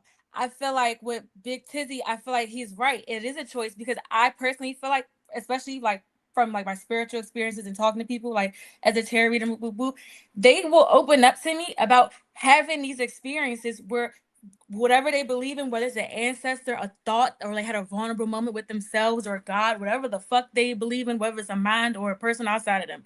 There was a moment where something came and got you and talked to you about what the fuck you need to do. Whether or not you listened is up to you. It could be a near life, dare death experience. It could be you saw your great grandfather down the hallway when you went to go piss and you was high. It could have been like your child said something spooky about someone they never met. It could have been a dream. It could have been anything. Something comes and gets you. And it's like whether or not you listen or you make that choice, like, you know, it is what it is. But I do feel like it is like, as someone who's experienced a lot of stuff, like I was conditioned. I feel like I got the worst of stereotypes and like Black trauma, Black American female trauma, and white trash. Like I grew up really poor. Like we squatted in houses. I did with gasoline. We borrowed water from other people's house, like really bad. So it's like I grew up kind of like I could have been one of them girls where it's like this is what I'm used to. Like my whole life up until I moved out, like my parents' home, we were squatting. I could have been squatting. I was in and out the shelter. Like I could have just battled that out my whole fucking life. But no, I sat the fuck down and I had made a choice. And I tied into spiritual shit, went to an outside source a little bit, needed some help, understood I was a little bit conditioned, understood I needed to, you know, have a God that was associated with white Americans, understood I needed to believe in something that was associated with Black people, with Africans. I needed to get, you know, but that is a choice. You know what I'm saying? So I think you guys are both right. You know what? Like I just feel like Pink, I think yeah. what you're talking about is the exceptions. Like myself, right? My 2 brothers went to prison. I didn't go to prison, but we grew up in the same environments, right? So I do think that when you have these moments, I call them come to Jesus moments, right? Yeah. When Some got you your ass a little bit sooner, and some and probably and got and them when they then were and sitting then, and then down. you make you my uncle Make your choice. Go ahead and say look big. it. Tizzy, your grandfather was equivalent to my Uncle Billy, right? I was doing a lot of shit, just doing it, right? This ain't work, so I go to there. This ain't work, so I go to there. And my Uncle Billy was the smartest person I knew, but he was a crackhead, but he knew a lot of shit. He was in the Air Force. He was smart as shit, right? So when I was 21, he said, man, you basically did things that I could never see myself doing. And as me looking up to him and him telling me I did something that he couldn't do, that made me feel good, right? But he had me look back on my life and my decision making to where it's like, damn, I would and in the moments I was just making logical decisions, but not knowing I was making these logical decisions until he pointed it out. And then I looked back and was like, wow, that could have went way left. Yeah. But I think it's exceptions to the rule. I think majority of us will fall into the shithole, but if you fall into the something shithole, I can't say what that something is, because I grew up Christian, and then at 20 I renounced it based on what I was going through in life, right? So that put me on a different trajectory. So it's like, I don't know. It's a select few that can pierce through that societal shit. because people make choices, right? Yes, So the first thing you learn from a crackhead is what? Not to smoke crack. But it's Exactly. 18-year-olds smoking crack right fucking now. They've been saying Yeah. crack is whack since And the that 80s. is So crazy. If you just started smoking crack today, damn. say them all the time. Strung out all around this motherfucker. Niggas 17, 18, 19 on dope. Right across the street from the Pinnacles. So Yeah, it's the same thing in yeah, Pennsylvania. I see him. Motherfuckers make choices. If a motherfucker come through the fucking pay a coyote to swim through the fucking rivers in Tijuana to get to Texas and crawl under a motherfucking gate, what's the But difference? Hear me out. I want to ask a question though to you. Mm-hmm. Okay, what is the mechanism from your perspective of making the right choice based on the circumstances and the environment that a person The mechanism is wanting to get out of the fucking circumstance. So you have a million examples around you of what not to do. Like me, I did 5 years as a juvenile from a dumbass decision that I chose to make. Again, I ain't have no reason to do none of the stuff I did in life. So you don't blame your circumstances or your environment? No, I didn't have to do it. I had a grandfather who would give me anything I wanted. I just had to do right. That's true. But I chose to go do other shit. And it cost me. I had friends that went to jail. I had uncles that went to jail. I had crackheads outside. I had alcoholics. I had drug dealers. I seen them go to jail. I seen them get shot. I chose. It was my choice. My grandfather told me, ain't no such thing as a mistake. You made a choice. You know why it's no such thing as a mistake? Because there's a million examples around you of what not to fucking do. And if you don't know what to do, you ask a motherfucker. So if you go do some shit on your own and you fuck yourself up, that was your choice. Don't call it a mistake. I told him it was a mistake. He smacked me in my head and made my fucking ear bleed. Ain't no such thing as a mistake. I agree. So I don't subscribe to that. Motherfuckers make choices. If you decide to go get the Virginia tags and don't put no insurance on your car, and you get in an accident, you didn't choose to get in an accident, but you chose not to get that motherfucking insurance. That's why you took your ass to Virginia. If you're drunk and you kill someone, you didn't choose to kill them, but you chose to drink. You know what I mean? You was probably thinking about killing somebody before your ass chose a drink. If you just, I mean, it's choices. Everybody got choices. These motherfuckers sit right here. They see everybody. Nobody can tell me they don't got an aunt or uncle, somebody in their family that's well off. You sit down at the family reunion, you see that motherfucker. They got their beds, they nice house, they picket fence, they kids in private school. You could ask them what did they do to do this. They tell you get good grades in school, do this, do this, do that. We choose not to. I agree with you on choices 100%, bro. I think deeper into it though, because I'm very analytical, and I'm smoking this black about, right? They the said type, smoking give you cancer. Yes. I smoke cigars, hookah, and with my baby in the house, I don't smoke cigars. I chose to smoke this. So if I get cancer, it's my choice. But it's called cognitive dissonance is where I'm coming from with it. It's like your brain understands that something is wrong, but your actions do the opposite. And I'm the type of person that I always want to know the why of things. I understand that things happen, right? And choices are definitely made. My whole platform is based on choices. Now, I think deeper into it, like, okay, I understand the choice that you made, but I want to know why. I want to know That's the problem with the world. What You know, is the makings to think that? But that's the problem. Wanting to know why. Sometimes you just gotta let shit be. Why do they say don't smoke crack? Then your dumb ass smoke it. Now you know why they say don't do it. Because they say there's no why. It doesn't matter. It's just don't do it. I did some things back in the day that I'm not going to admit on here, but if you get my drift, you understand. Don't tell me you smoke crack, right? No, I never smoked crack. I never smoked it. I never smoked it. But okay. Now, but one day I was in the house and I looked at it, right? And I said, I definitely don't want to do this, right? Like, I don't want to do this. And I didn't do it because I was on the other side of it, right? But I understood what my uncle went through, and I said, I don't think I want that. And I didn't do it. However, the other thing that I did, why did I not mind doing that?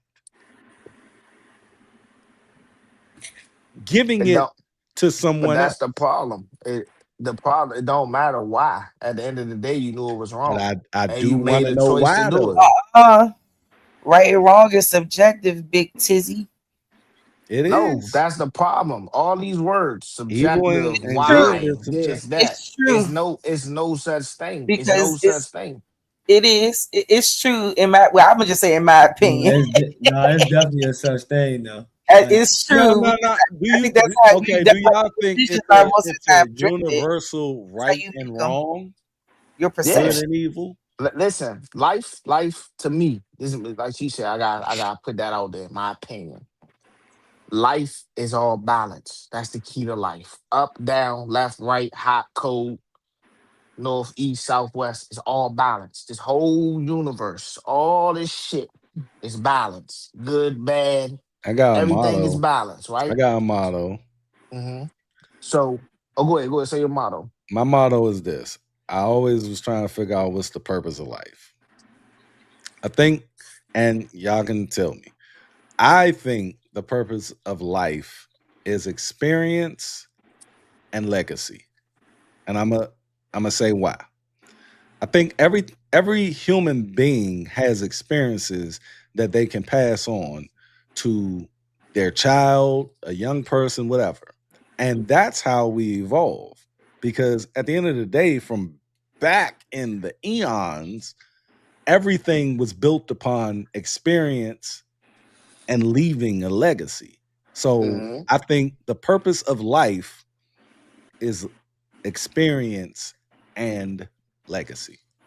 And so a couple years ago, I did this book. It's a little journal called My Purpose Driven Life. It's a Christian base. It's like it's a book.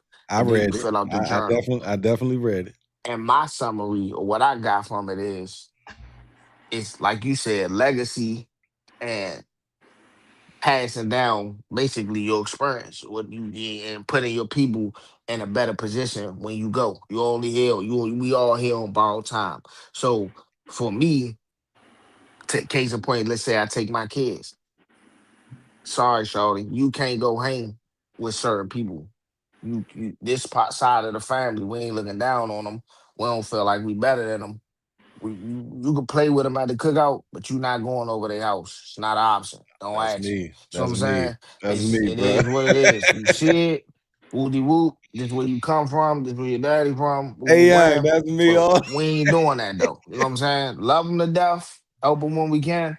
But that's that. You know what I'm saying? So because the choices and the things that are being imparted in them. Now, them same kids, them same cousins, I love them to death. Yes. Ain't nothing they can't ask me for. You gonna have a good birthday, Uncle Tizzy, cousin Tizzy. You gonna look sweet. My kids ain't hanging around you on the daily basis. Doing that. But if you ever want to know how to come holler at me. I got you. But if you want my help, we gotta do it my way. Yep. Because I ain't gonna tell you wrong. I ain't gonna steer you wrong. We gonna do everything. We gonna dot our I's. We gonna cross our T's, and we gonna make our next move our best move at all times. In the event that it's not that, I gotta distance myself. So every time in life, I was raised, and I learned this in jail. You work your way to the end of a situation, and you work your way all the way back. Every good possibility, every bad possibility. Then you still don't make your move.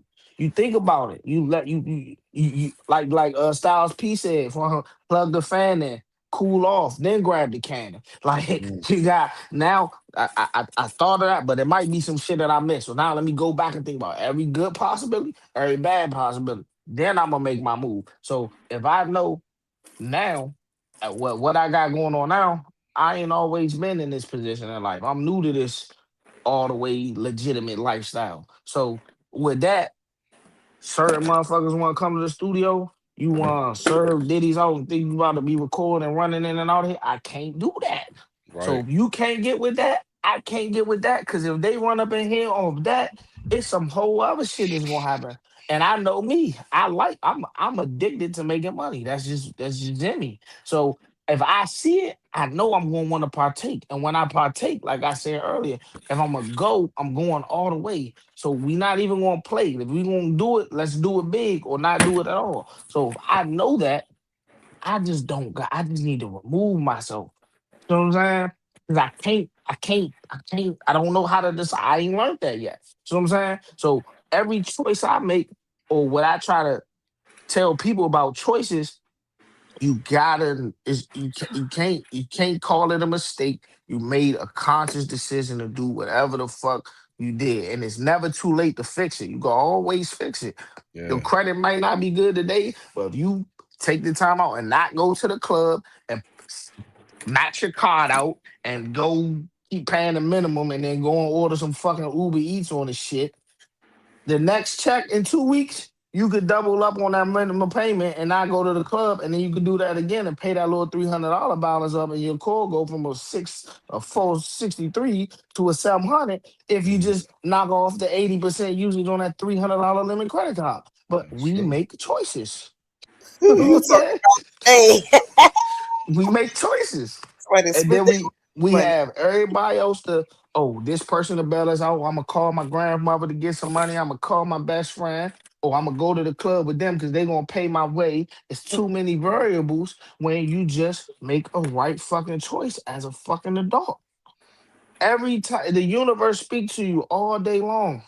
You have a million examples of what's going on in the world. These kids, these parents, they made choices and they don't want to. Every day they get a new choice and a new chance and they don't use them right and they want to blame someone. And I just can't go for it because I made the bad. I With grew you. up on Section 8, fucking food stamps, everything. Right now, my mother and them, they was I need you to pay my phone bill. God damn, Mm-hmm. god damn.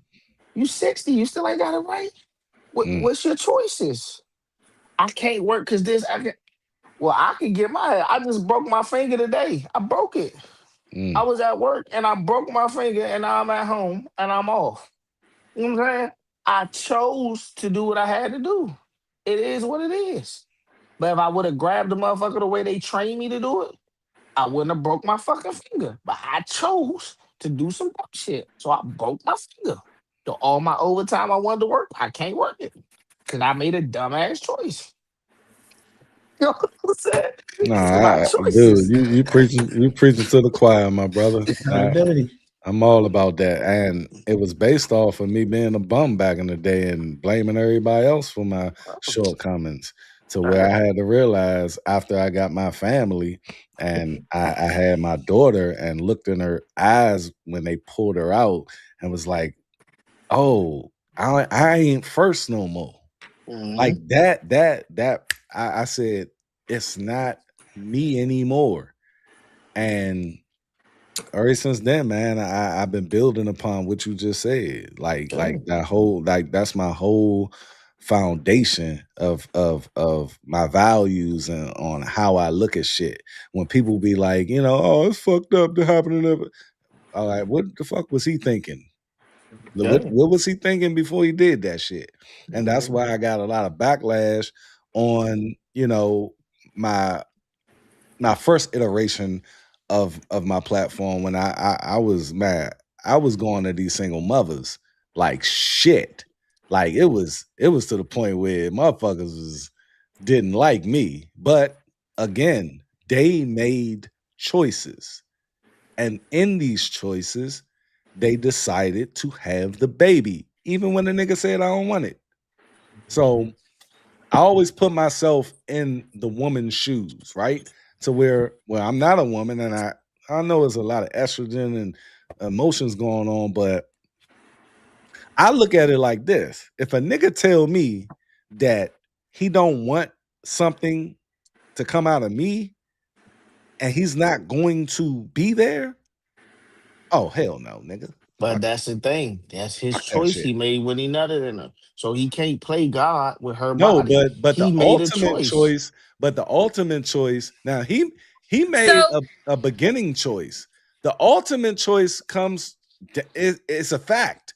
You I So can't she also you feel can't get like, can I around it. say something? Can I say hell something? nah, Dutch. I feel like, okay, I feel like it's very Y'all important. I can didn't try learn to fight it. until I was I'll older. listen. Like just this one sentence, I feel like a lot of young girls, if we were taught really young that like, okay, as the mother, you're basically deciding the next community, like what the village is about to look like Yeah. for real, not for fake. So you breed him a little man, yeah, he cute, woo, woo, woo.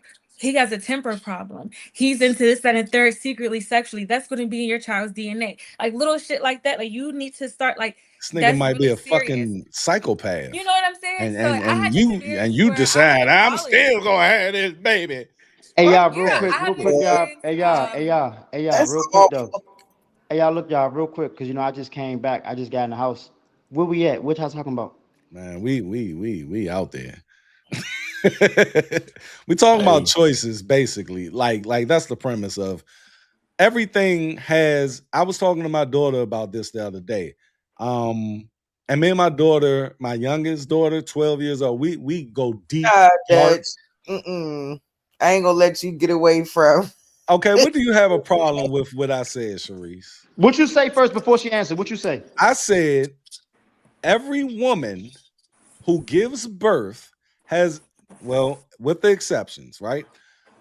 The obvious exceptions. But in general, every woman who gives birth after a nigga said he don't want it, they made the choice. Now, Tizzy said the nigga make the choice to bust in her, and I agree with that wholeheartedly. He But does after make a that certain point, choice, she like the and host. and he has to deal with the consequences of whose choice though. He still has to deal of with the his consequence. choice. Of He his has choice. He he Yeah, made has the first choice. He made no the no who no ultimate deal with choice. it? he made the first choice, but he has to deal with the consequences of the last choice.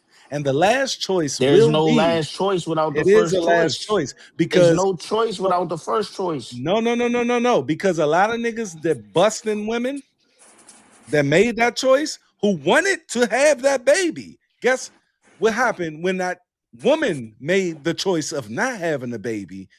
He couldn't have that baby. So Right. But you guess can't what? say no. That's the That consequences of his choice. no, it's not the consequence. No, you take away. No, you're not going to take away the responsibility and accountability of another choice that is ultimate. But But two. you're But coming hold on, from. can I Because rebuttal? once you Can I? do that, you make her not human, Let and me rebuttal real quick. you make her a child, Let me which rebuttal she's real quick, not a Dutch. child. Hold on, Dutch. Hold She's on, a Dutch. Hold on, she's a Dutch. Let me she's a rebuttal. hold So up. She's an adult to where she understood what was going on as well. Now, I fuck with you, Dutch, but I can't go for that. nah, Dutch. I can't no, co-sign that. go ahead. All right, Try to so explain yourself so away. look, I'm with you when you say, the choices, right? I understand where you're coming from, but at the end of the day, when the man, and given you having sex is good or whatever, you in the moment, you're not thinking about a child, it just feel good, and you let loose. You know what I'm saying? You wasn't disciplined in that moment, but that's still on you as an individual, as a man. Now, you can't dictate what a woman do with her body, whether you want her to keep a baby or not. You can't dictate that because that's out of your control at that point. I think what Y'all are saying the same thing. I think you're focusing on me. No, I'm giving him that. But I know how to compartmentalize the choices. See, Yeah. I'm giving him all of that, what you're saying. However, You were saying that. what you're doing is dropping her choice. and focusing just I'm on right here with the what ladies got he this did. too. What he did, yes, I agree wholeheartedly. What he did was his choice from his perspective and what he had to do with that. But it's another half to that no one likes to speak on. And this is why I got the backlash. Come on, murder. The Nah, backlash he's is talking about this. just her keeping the baby and the dude don't want it. No, if I have sex with Pink, right? Let's just hypothetically speaking. Oh God. If I had sex with Give him Pink long enough. and I said, Pink, I'm gonna pull out, and Pink say, okay, well, let's do it, right? I ain't gonna wear a condom, blah blah blah. But Pink can't dictate when I'm about to bust a nut, but I do. And but she could dictate if you wear a condom or not. No. She can, but I can convince her not to do this. Right. For me not to do this, and she agrees. Now That's a both choice. of But us, wait, listen. Yeah. both of us agree. Now she's now putting the ball in my court to not bust in her, but I say fuck it in that one moment, and that one moment I'm fully responsible for whatever she decides. But I'm not going to stop there. I'm going to continue this story on what Pink decides. And that's where it ultimately ends up, if a life is going to be here or not. Can I say something? I feel like I agree with you. They are kind of like putting a lot of emphasis on the men. Once y'all nut and it's in us, we are the host. It is ours. Like it's incubated. We're incubated. It is ours. Whether or not it's all up to us. It's yours. So I've actually been in that situation where I was in college and I got pregnant with twins. So it was like it was my choice whether or not I wanted to have them or not. And in my choice, I was actually raised in a low income Black household where babies are blessings. Have that baby. Fuck that nigga. By the 4th month, he gonna like you anyway. Niggas do that. I was sitting there 2 months pregnant with twins, y'all. I was sitting there. I want a Benz. I need a purse. I need this. I need a nanny. I need this. He don't have money for none of that. I'm getting rid of him. Fuck, I look like getting pregnant by a nigga, and I'm rapping. I'm doing this, and you don't match my branding. You don't match what I want. I need a push gift. I require stuff. So I would rather have just gotten rid of them and mourned my babies and gone through that process than have them run around with no fucking shoes on, or me chasing after a nigga, or me still trying to it just would have been a mess. So I feel like it is a choice, and I feel like girls do let themselves down sometimes, being overly optimistic, being delusional after just being kind of gone almost in a psychosis a little bit. That blessing thing will get you. The religion thing will always get the woman. I was definitely taught, have that baby. It's a but blessing. guess what? You're gonna get a karma, all that. But guess what? They stick on the religion shit, but ignore the other side of the religion shit, with not to have sex before marriage. Yeah, it's like I'm gonna adhere to this other half, but this other half wouldn't exist if I didn't do the other half. All right, can I ask y'all a question then? Now, once the baby comes, once Pink has the baby anyway, Dutch, right? Yeah, I'm gonna tell you. If you don't rock with Pink, right, and y'all not getting along, should y'all relationship dictate y'all parenting? So can I say something? I'll let Pink. You the host. I feel like you say you the host. Based on my observations. Based on my observations, sometimes men are just really good men and they do whatever they do for their seed, it's just without you, whatever. But in most low vibrational households, or where there's no one's really awakened, or there's not a spark in there, men kind of treat your children based on you. It's how if they stay away from your kids, what the fuck are you doing to that man privately up in there, when it's just y'all, or it's just, I feel like based on my observations, they treat them kids based on that mother. It's based, and she's absolutely right. And if you think about child support, she's a good woman, she's a good mom. They have no problem taking care of them. Which my big brother, he just got in contact with his son that's 23 years old, and he's been paying child support for that son and his brother for years, and he has not been able to see them for 15 years. And just so happened, he is talking to his son now. Now, the thing is, though, I'm paying all this money. My brother paid money to lawyer. He paid over $500,000 now to just to see. Let Tizzy shoot. You ain't need to let Tizzy shoot. I can't go for that. I pay $747 a month for my son. You know what I'm saying? Come out my check every 2 weeks. And I'm cool with that. But no. Let him finish. I was making a point before he spoke. You ain't even let niggas rebuttal off your earlier points. Go ahead. No, because I just brought up child support. Child support wasn't even talked about.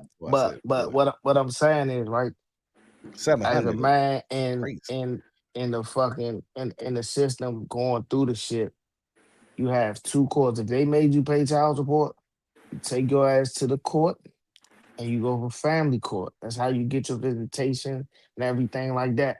They tell you this, and this is all across the nation. So if a motherfucker, I don't want to speak illy of your brother, but there's systems in place. Again, we have choices. There's systems in place. If you paying your child support and that lady not let you see the kid, you take your ass to that judge, you say you want visitation, you gonna get your visitation. Might not be as much as you want. Might not be wrong, but you can see your kids. They gonna schedule. If y'all can't get along, they gonna have y'all exchange the kids at the police station. Tizzy, I did it all. Tizzy, let me ask you mediation, this. Let me ask you this. Is it loopholes in everything in this world? Is it loopholes? Case in point, it's a loophole with my daughter, right? My no. What I'm saying is, born in Cincinnati, Ohio. In Cincinnati, in general, if you're not married, the mother get full custody off the dribble. In general, you're correct.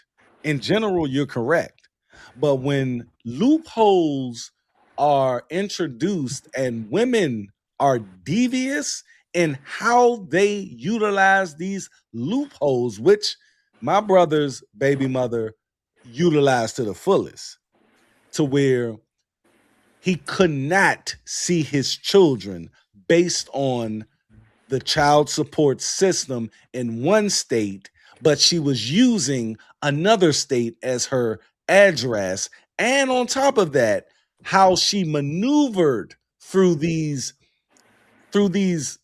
bylaws of the child support system. Now, when you're paying attention to it and you're trying, and I was with him from the get-go, when she looked at him and said, I'm going to make your life a living hell. And it goes back to those aunts and those mothers. Can I say something?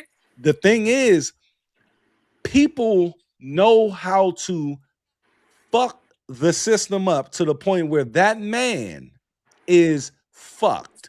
And my brother, he just, for his youngest child, he just finished paying child support 3 months ago for him. When we talk about personal, and on top of that, but he lost. That's what it sounds like. He didn't lose.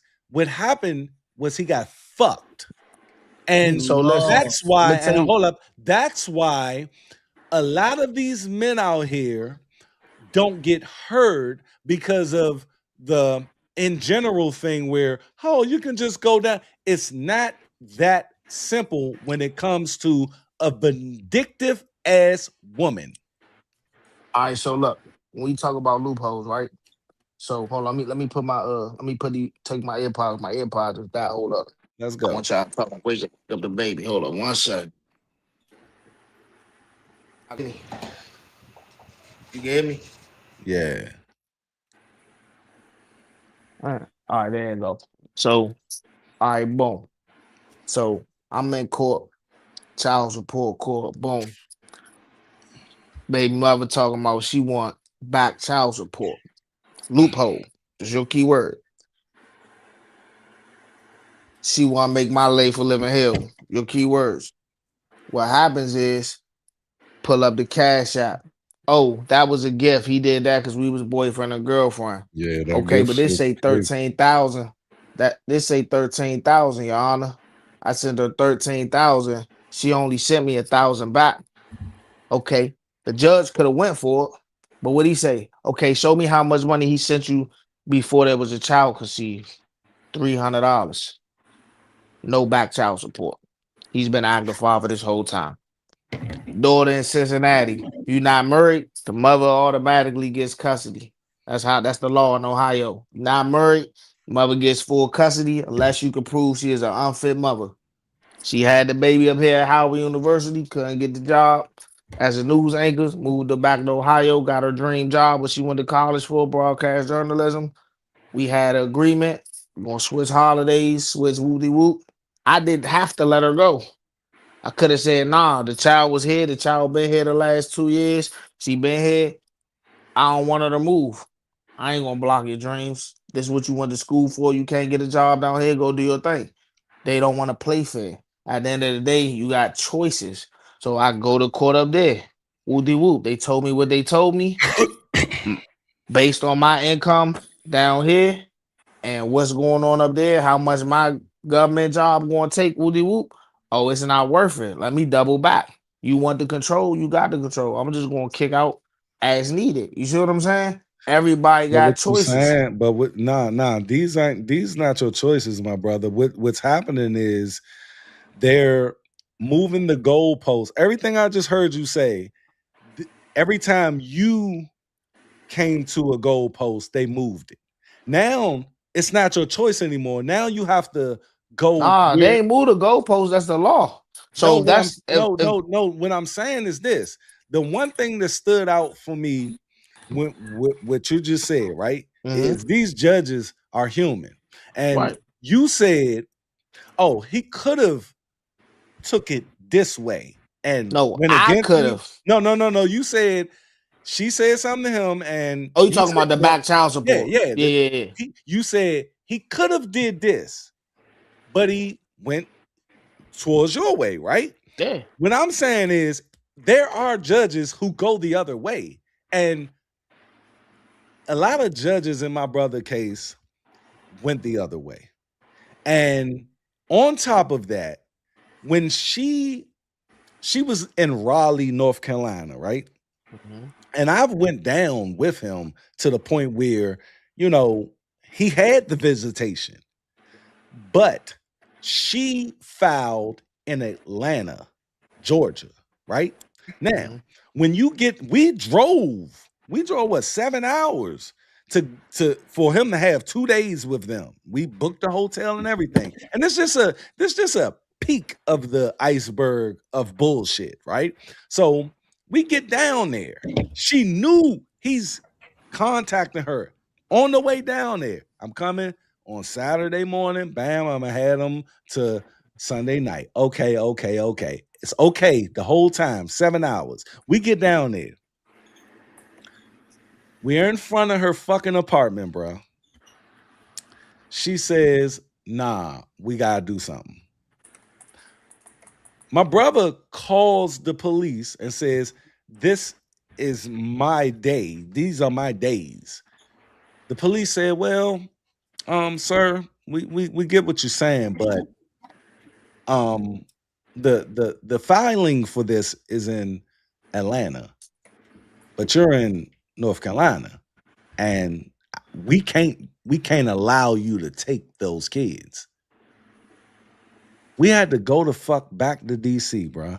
And the thing is, that's where y'all fucked up. I would have drove the extra hours to Atlanta, filed for a motion, having contempt of court. You can't collect child support in one jurisdiction and live in another. The thing is, and I just told you that was a piece. I can do a whole show on this.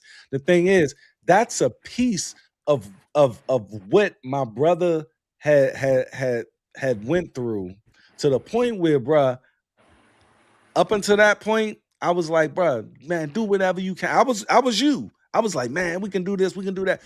Young, I said, and then she told one judge that my brother was molesting his kids because he was teaching his son how to aim his penis to piss. That's what she told that judge was actually on my brother's side. I was like, man, hold on, fuck that. He's teaching his son how to piss. But that's the type of mentality that she had when dealing with my brother, because she had animosity. So let me ask you this. And what I'm saying is, I'm not saying I don't want to be that putting your brother's, situation on trial. You know what I'm saying? No, what I'm saying is, it's a lot of fuck black. It's a lot of men going through this shit.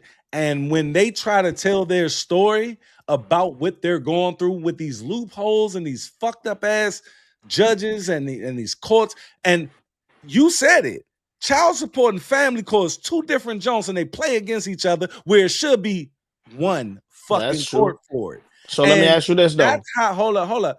And when men try to tell these stories, we have men and women telling the general shit and not these stories, to where that shit gets drowned down, like my brother didn't do all he could do to see his children. So let me ask you this. Do you think he threw in the towel?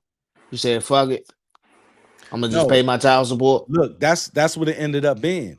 In 2018, he said, you know what? I can't, because he got a new family. He moved on, and he had to do what he had to do for his new children.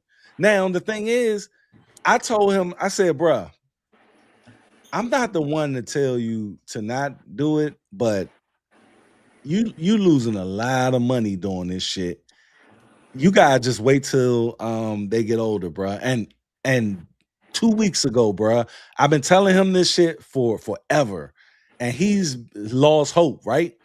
2 weeks ago, his son hit him up, and they've been talking for 2 weeks, Sean. And his son has been telling him every fucking thing that his mother been doing and saying, and they building our relationship. And I tell all men who go through this, I said, unfortunately, we're gonna have to get our shit on the back end when they get older. And my brother never believed me until 2 weeks ago. And every day he been hitting me, telling me about these conversations that he been having with his fucking 23-year-old son. That's a beautiful thing. See, It is, man. It is. That ain't an option for me, though. And I'm gonna bring back my interview shit just for my brother, because I did used to interview, but I don't want to do it no more. But I'm gonna bring that shit back, and we're gonna do a whole fucking show on his whole experience, where we go below that tip of the iceberg that I was just telling you about. And what's not the option? Not seeing him, Tizzy? Yeah, for me, that ain't an option. I'm hell or high water, whatever. I can't throw in a towel on what came out my nuts. Everybody different though. Young humans, we can take but so much, young. And I watched my brother for 15 years. Well, at least 7 to 8 of those years, young man, go through it. And then the rest of the years, man, he was just like, exhaustion is real, young. And I don't care what people say. I used to shit on people who commit suicide. Be like, man, fuck that. Man, you ain't need to do that. But over the years, young, it's some shit that go down in people's brain and people's mind where they just get too overwhelmed with shit, especially when it comes to your seed. Me personally, I got a divorce almost 3 years ago. And me and my ex-wife, she tries to get up under my skin, but what she doesn't do is keep me away from my children. And I can imagine, and I'm not on child support. We don't do that. We both don't believe in that bullshit ass system. I'm the exception. I can actually say I'm the exception. I don't say it like when niggas, well, it can happen. No. I am the exception, young. But I cannot imagine being away from my girls for 15 fucking years. Like, oh my, I will die. So I used to work for DPR, right? Parks and Rec, DC Parks and Rec. So we had this little program called I started it actually. It was called Young Men's Future Leaders. And I take the youngers and a fake little mentorship and all that. I still hear you. I just want to So basically, it was a situation where this one dude came up to the rec. He had just came home. He was trying to see his son. Baby mother came up there tripping, bamming out. They arguing in the wreck. And the son sitting there, he 9 years old, he crying. Hey, Shawty, go ahead over here. Let me holler at you folks. Put them both in the room. Hey, Miss Lady, I see you all the time, but this man got on orange slippers. He just came home. He ain't go to the block. He ain't go see the man. He came right here where he heard his son was at. I understand what y'all got going on, but let that man do what he gotta do. What do you need? It turned into a whole program where I'm bringing fathers in and teaching them how to reconnect, because it's just like if you're a kid, you go in the store, you steal a candy bar. If you don't get caught, it's easy to do something again. So he might have missed the first birthday, he might have went to jail, he might have did whatever, but he here now. So yeah, you got your hurt. Go ahead, yell, cuss him out, whatever, get it out. All right, she said what she said. You caused the hurt. You missed this birthday. You didn't pay for this on Christmas. And since you couldn't do it last Christmas, you ain't want to hear her mouth. You missed the second, third, fourth, fifth one. All right, but you saying right here, right now, that this what it's gonna be, then fuck whatever image you trying to put up in front of me, trying to look sweet in front of me, because I ain't nobody. You owe that to Shorty right there. So she gonna nag you, but as the longer you show up and do what you supposed to do and contribute and just be a fucking man, eventually that shit gonna pipe down. You get the bond with your seed, everything gonna go in your favor. But you got to show up. You know But this what I'm trying to change. This what I'm trying to change, Tizzy. And it may be unpopular because women are looked at. See, the thing about women is this, man. They don't they and Pink, don't take offense, all right? You're fine. Women are like this. They say don't treat me like a child, right? I don't want to be treated like a child. I'm an adult, and you need to fucking treat me like an adult. Equality, right? And at the end of the day, we look at it like that. That's how I'm looking at it. Okay, all right. I'ma hold you responsible and accountable for your part in shit. But when we do that, they now want to say, or us men, we want to be like what you just said, bro. And I respect everything you said, but that's the mentality that we have where it's like, that I gotta tell my man that he going through it too. I gotta tell him, bro, we just gotta get it on the back end. And that mentality is what I'm trying to get rid of, to where it's like, no, fuck that.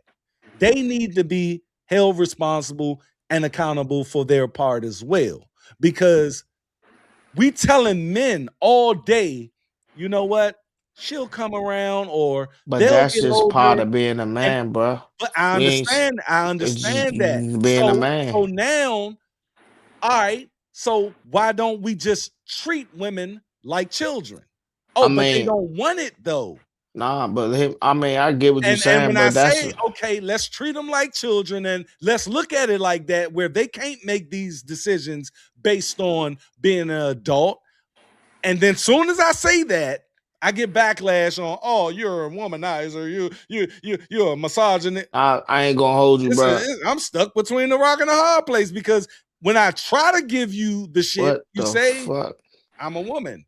And No. when I don't give it to you, you say I'm not a fucking child. So I don't know what. All right, so that's like that's not even apples and oranges. That's like apples and octopus. Nah, But it's the same shit. Men have what you just said. It's our responsibility to take that shit. We gotta take that no, shit. listen. No, we have to. No, I got you. Hear me out though, right? So what you said is you want something about treat a woman like a child. Nah, bro. Everybody grown. Everybody grown. That's what I just Everybody said. grown. So, but we listen. We responsible for our own actions as a man.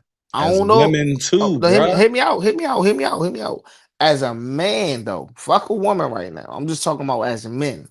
As a man, you responsible for yourself and everything around you. Mm-hmm. So if I that agree. means you gotta think for your woman, if she don't listen to you, whatever. If she fuck up, okay, can I say you something? gotta take that on. Let me say this before that. But let me finish. No, because we think like that, and I agree. Let's finish and let me go. We think like that, but women don't think like that. No, that's cool. But listen, just hit me out. If as a man, I pride myself on being a man's man. So I'm not a punching bag, though. No, I'm not a punching but bag. as a man, sometimes you gotta be the punching bag. Fuck no. If I had if my son, I want to hear Pink. I want to hear Pink. What Pink? I gotta think for this bitch. Fuck that little girl. That's a little ass girl. I'm gonna no. First of all, as a woman, and I've been a stripper, I've been around, like, I date celebrities, like, I've been around A-list celebrities, this is what I do. And layers and layers, like, Pink.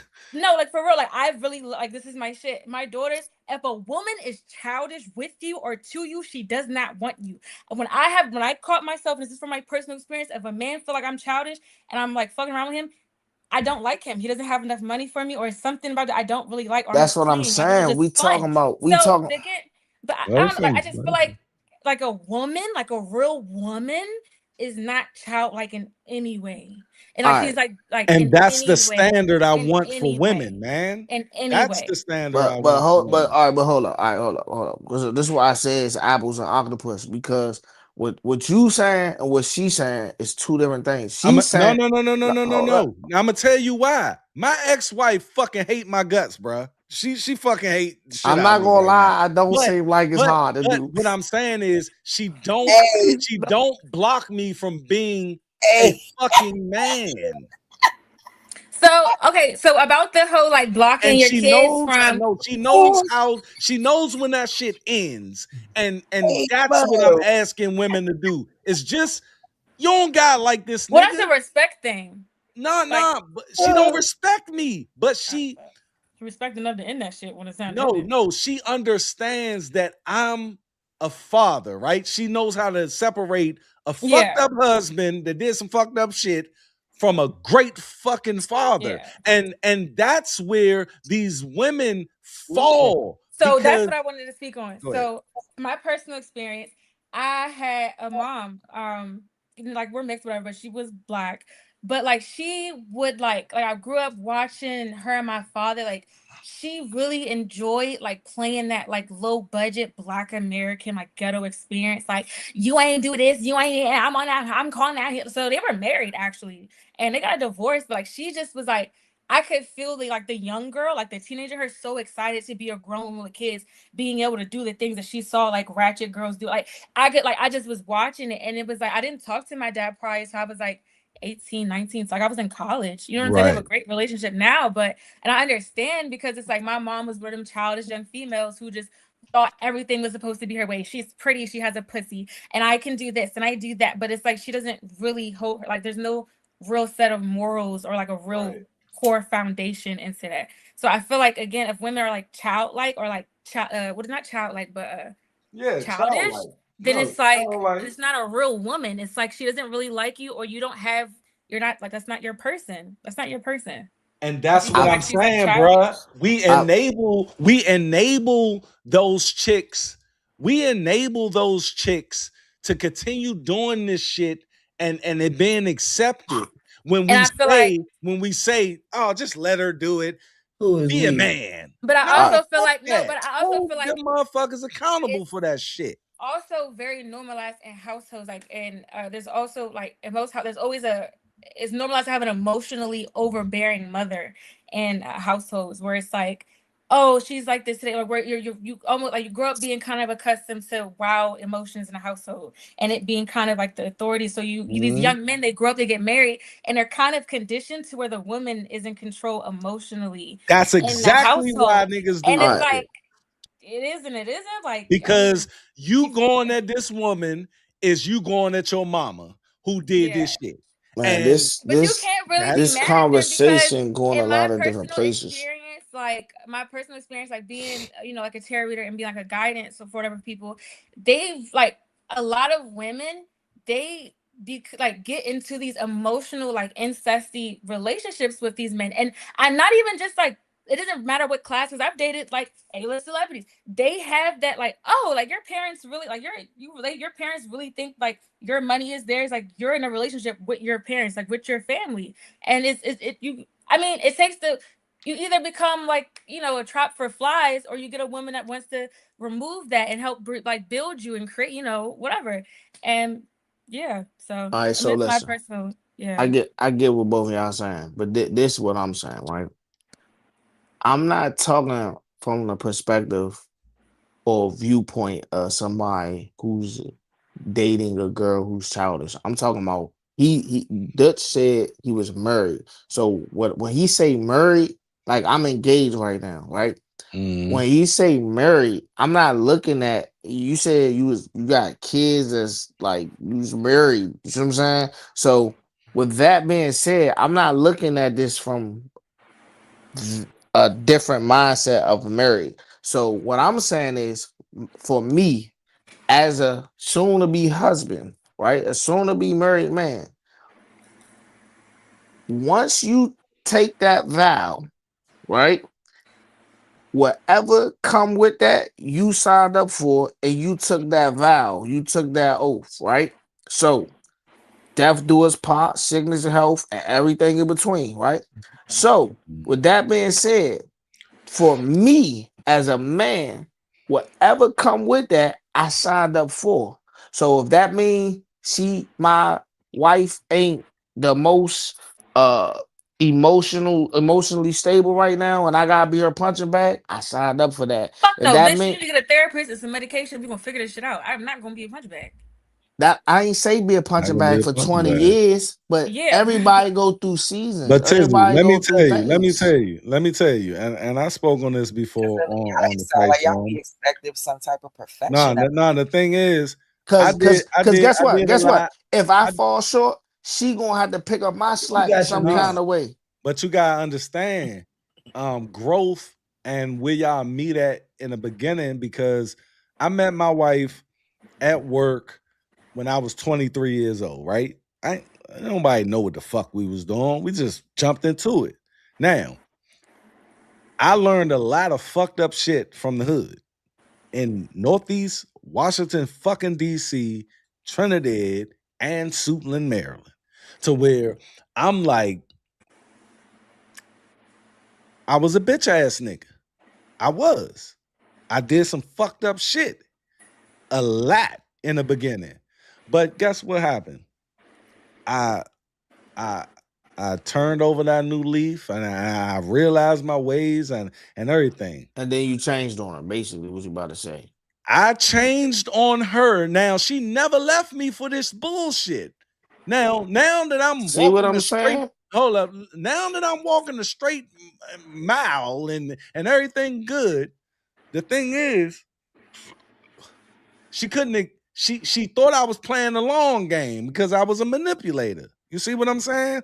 But I became a fucking punching bag on shit that I was not fucking doing. But had you done it though?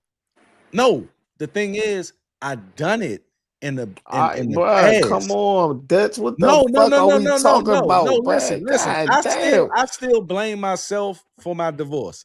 Period. But when it comes to being a punching bag, I can't do that as a man. When you I'm was not doing the gonna stuff do it. you was doing, Dutch, was she your punching bag? Yes. Yeah, hell All yeah. right, then. So now when it's But time to take the blows back, you don't want to take hold them. on, That's hold on. crazy, bruh. Let me explain that That's though. wild as Let me shit. explain that. That's good, man. Let me explain that though. The thing is, I told her to leave me, young. I said, young, you can't keep doing this shit because I don't know what the fuck I'm doing. I'm tripping.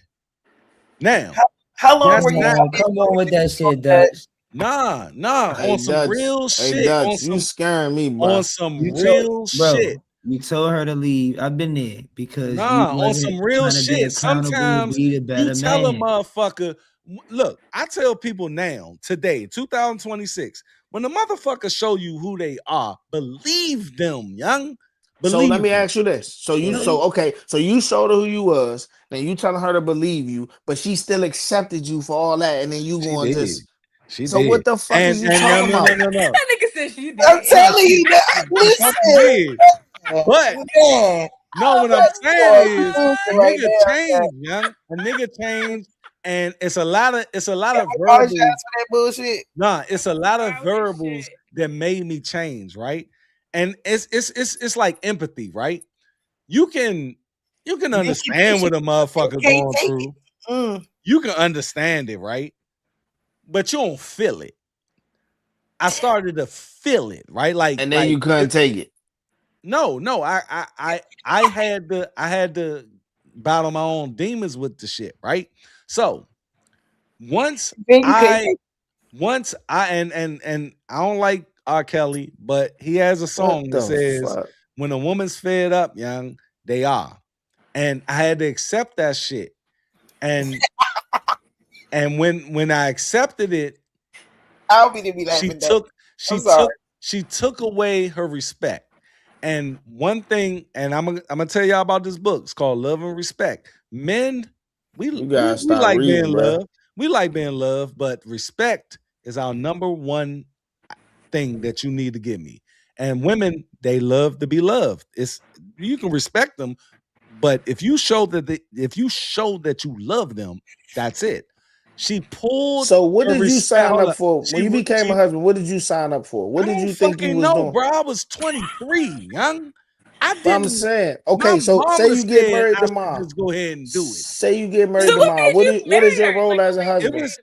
It was young shit going on, and it was just we just decided to do it. All right, but fuck all that. But I didn't understand what marriage was at the time. No, so now in a revised mind, now that you know what marriage is, you talking about put R. Kelly on the script. No, I ain't want to say R. Kelly because I don't fuck with that nigga, but that song, shit. When a woman's fed up, that shit is real. I felt that shit. So look though. So in the revised mind, right? You say you've been married, you've been divorced. I'm in the new relationship right now, bro. All right, so say y'all get married tomorrow. What is your role? I guess what I'm trying to say. Your role. My role is being understanding, young communication and empathy. Understanding, communication, and empathy, man. So you couldn't do that with your old wife? I didn't know to do it, young. I didn't have the wherewithal. How long was you married, Dutch? I was married for 13 years, with her for 17. So the last 13 years. The last 4 years, it wasn't clicking. The last 4 years, young. That's when I was in my bag, like trying to change and all that. But the thing was, bruh, it sound like you fucked around on her. She got her lick back. No, she ain't never cheat on me. She never did. She never did. The thing is, young, when you come into something and you did certain shit, people have an idea of you, and sometimes, bruh, you will never be able to get that. I don't care what you do. No, I agree. You will never be able to fucking get that idea of you out of their head. And till this day, what's the day? Fucking July 15th. She still has this idea of me where before the divorce was changed, and she still has it. She still has this fucked up idea of me. Stink was traumatized. But she was. For the record, has she told you all these things? Nah, it's just known, bruh. It's known. It's so there. It's behavior. It's and that's why I say, and that's why I say, and I give her praise for allowing me to be my father, because she had a lot of balls in her court that she could have played, but she never. So she did all that wild shit. She still gave you grace, and you talking about treat her like a kid. No, I didn't say that. What I'm saying is, damn, that's where you got from. What I'm saying is, I said women don't want to be treated like kids, but when you held them accountable, they want to be treated like children. And you know this, bruh. No, I agree. I'm just, so look, I don't know, man. I That's treat my no. I know. ex-wife I like know a you ain't child. saying you treat her like a kid. I'm Man. saying you was just saying like you hold them accountable. But what? Oh, None of what I'm saying about women applies to my ex-wife. well, that's okay. That's okay. Yeah, Bad. Yeah, okay. Now that's clear. I Okay. All right. compartmentalize that. Like, Bad. look, young, look, this shit getting recorded. I still love her to this day, and I'm always have love for her. On top of that, So she who got to allows keep the me, house? bruh. She does little fucked up little texts and shit and all that bullshit, but she never wavers on me being a father, bruh. And I can only respect that. No, that's low. We Yeah, appreciate that. That was good. That's a good wrap up right there, brother. Yeah. We're gonna end it on a positive note, man, about something that's happening in our own backyard, man. The WearHouse live fashion show for the Sice Report.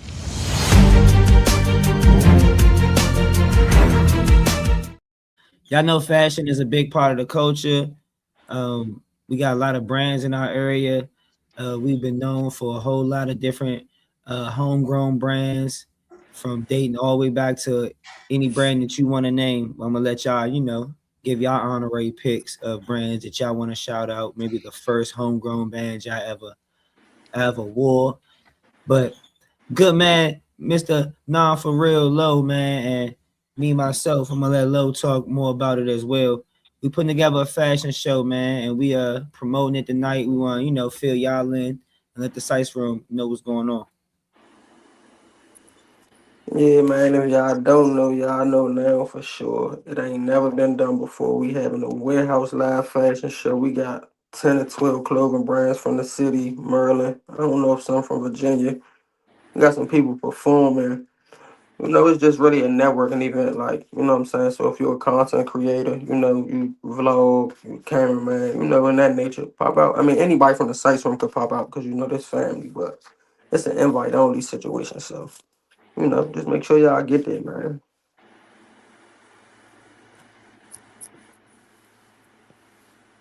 All right, Beth, so I want to ask y'all, man, how y'all feel about, fashion that came from our area? What's some of y'all favorite nostalgic brands that y'all first wore that y'all want to shout out? How y'all feel about, branding, fashion shows, and etc.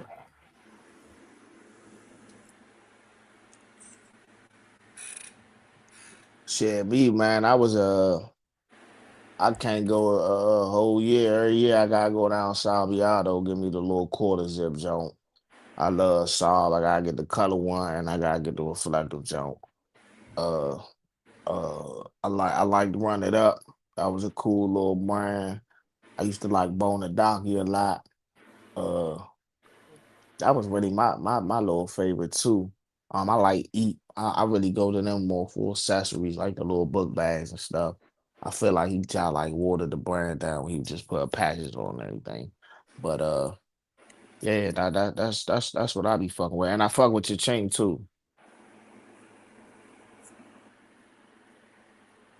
What you got, man?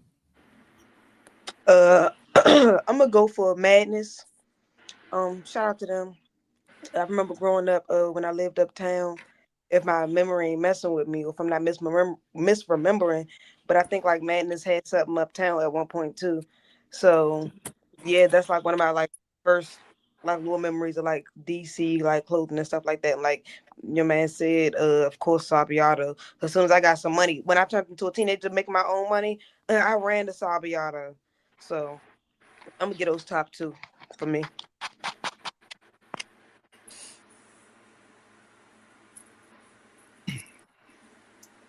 Yeah.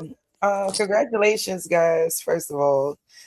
And secondly, I would say I think that's like one of the best parts about living in this area and just being able to witness so many great things over the years and just watching just the fashion and the style continue to grow and develop and cultivate itself, and people continuing to think outside the box with color and placement and how they place the words on the clothes and all that shit is cool. um I really did like Sabiato back then. I think that was probably one of my favorite ones that I've seen. And I know I used to see like We Are One and All Days. I used to see a lot of those songs. Man, it was so many, and it's still a lot now. So just it's just always a win for the culture. It's always just a throwback to the originality of the city that I and the area that I love so much. So, I hope that y'all just keep it going. So shout out to y'all. That's all I got.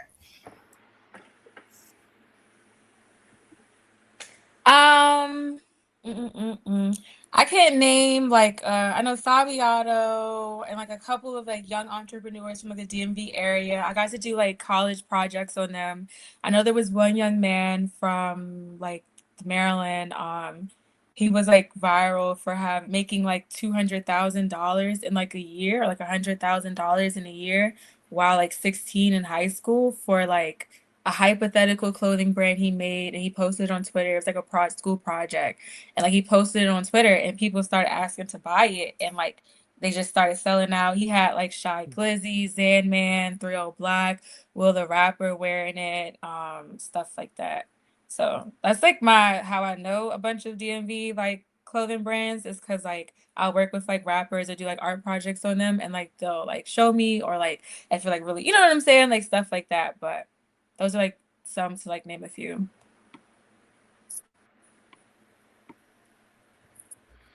I'm gonna have to go with Madness, man, and Hobo. I was a Hobo, Madness, socks guy and shorts guy in the summer. I'm gonna say style too. It's not necessarily a brand, but drop socks. Back in the day, man. Like, look, I'm Ooh. born in '84, so I grew up in the '90s.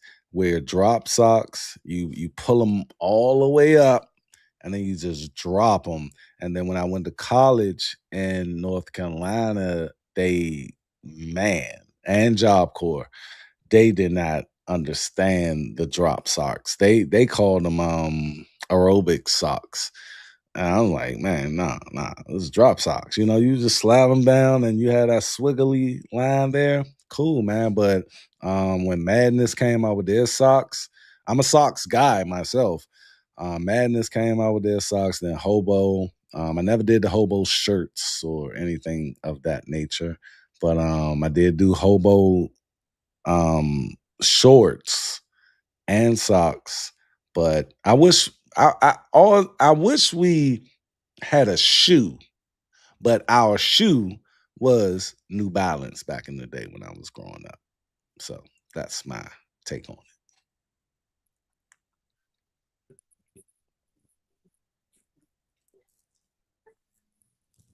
Muted, brother.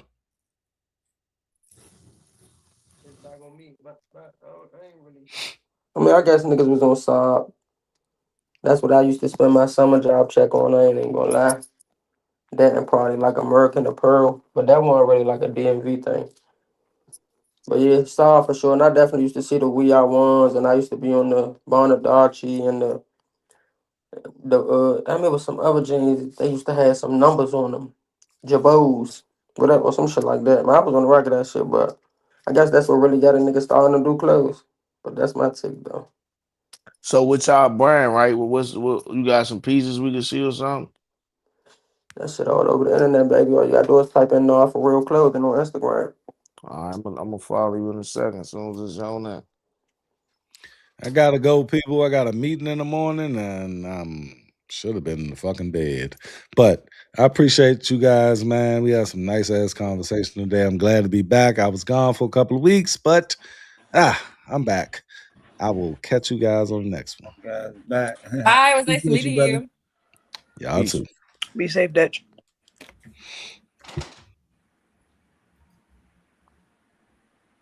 But yeah, we definitely That try's getting his own time limit. Need a time on Dutch. Hold on, I gotta leave. I can't hear you, Fabo. You know, Dutch gonna get the people going. Huh, Sharice? Dude laughing like shit. No, she's funny. Yeah, that's gonna get the people going every time. Now I always get somebody who don't know him. See, Tizzy don't know him, so Drag your ass right in there with him. Oh man, he get y'all every time. I'm Drag telling your you. ass right in the goulash with him. His ass gotta have a time limit on his sessions. I'm talking about 2 minutes of conversation because this That's what motherfucker, we fuck the Sice Room. This bitch will be Dutch room. that's why that's why you gotta tap into Build a Throne, man. He definitely got a great platform No, I ain't knocking that for sure. where he speaking shit all day long. Yeah, get his shit cracking. Yeah, he keep that shit up. He gonna be a millionaire. That motherfucker crazy. No, for real. He gonna go ahead. We gonna have some of the wildest takes on here, man. I'm gonna have to probably scrub through and try to get some of the wildest takes of the year, cause boy, Backstage. Man. My second show, that nigga got put backstage for like 30 minutes. That he nigga ain't got got mad and long. left. Damn. Man, it get a little wicked sometimes, man. Niggas be dropping addresses. It got crazy. Trying to keep everybody, cordial. The women used to kind of be the worst. Surprisingly, women used to go at it. Had y'all streams going, man, because we going to fuck up July 18th. So, Yeah, I'm gonna try to push up, man. I'm gonna try to push up. man, we It's trying to get this everybody. Saturday, right? This Saturday. Trying to get everybody hit that Y'all red need more carpet. artists to perform? It might be tight on artists. I'm letting thug that out. Yeah, I'm just like Just kind of said people like clothing line. soundtrack. Yeah, A5, I'm gonna call you tomorrow, my man. My man I want to talk some other shit with you. My other DJ man, he called me tonight. But y'all know, y'all already know how we get busy. We always got the Sice Room after dark. Fuck, I can't. I'm in this string, cause y'all know we still be on here chopping it up. Appreciate everybody for rocking with us each and every Tuesday, man. The chat always come through. The panelists always come through. I always bring y'all beautiful special guests. You know, we got politicians, rappers, all type of people. You never know who's gonna be on the Sice Room.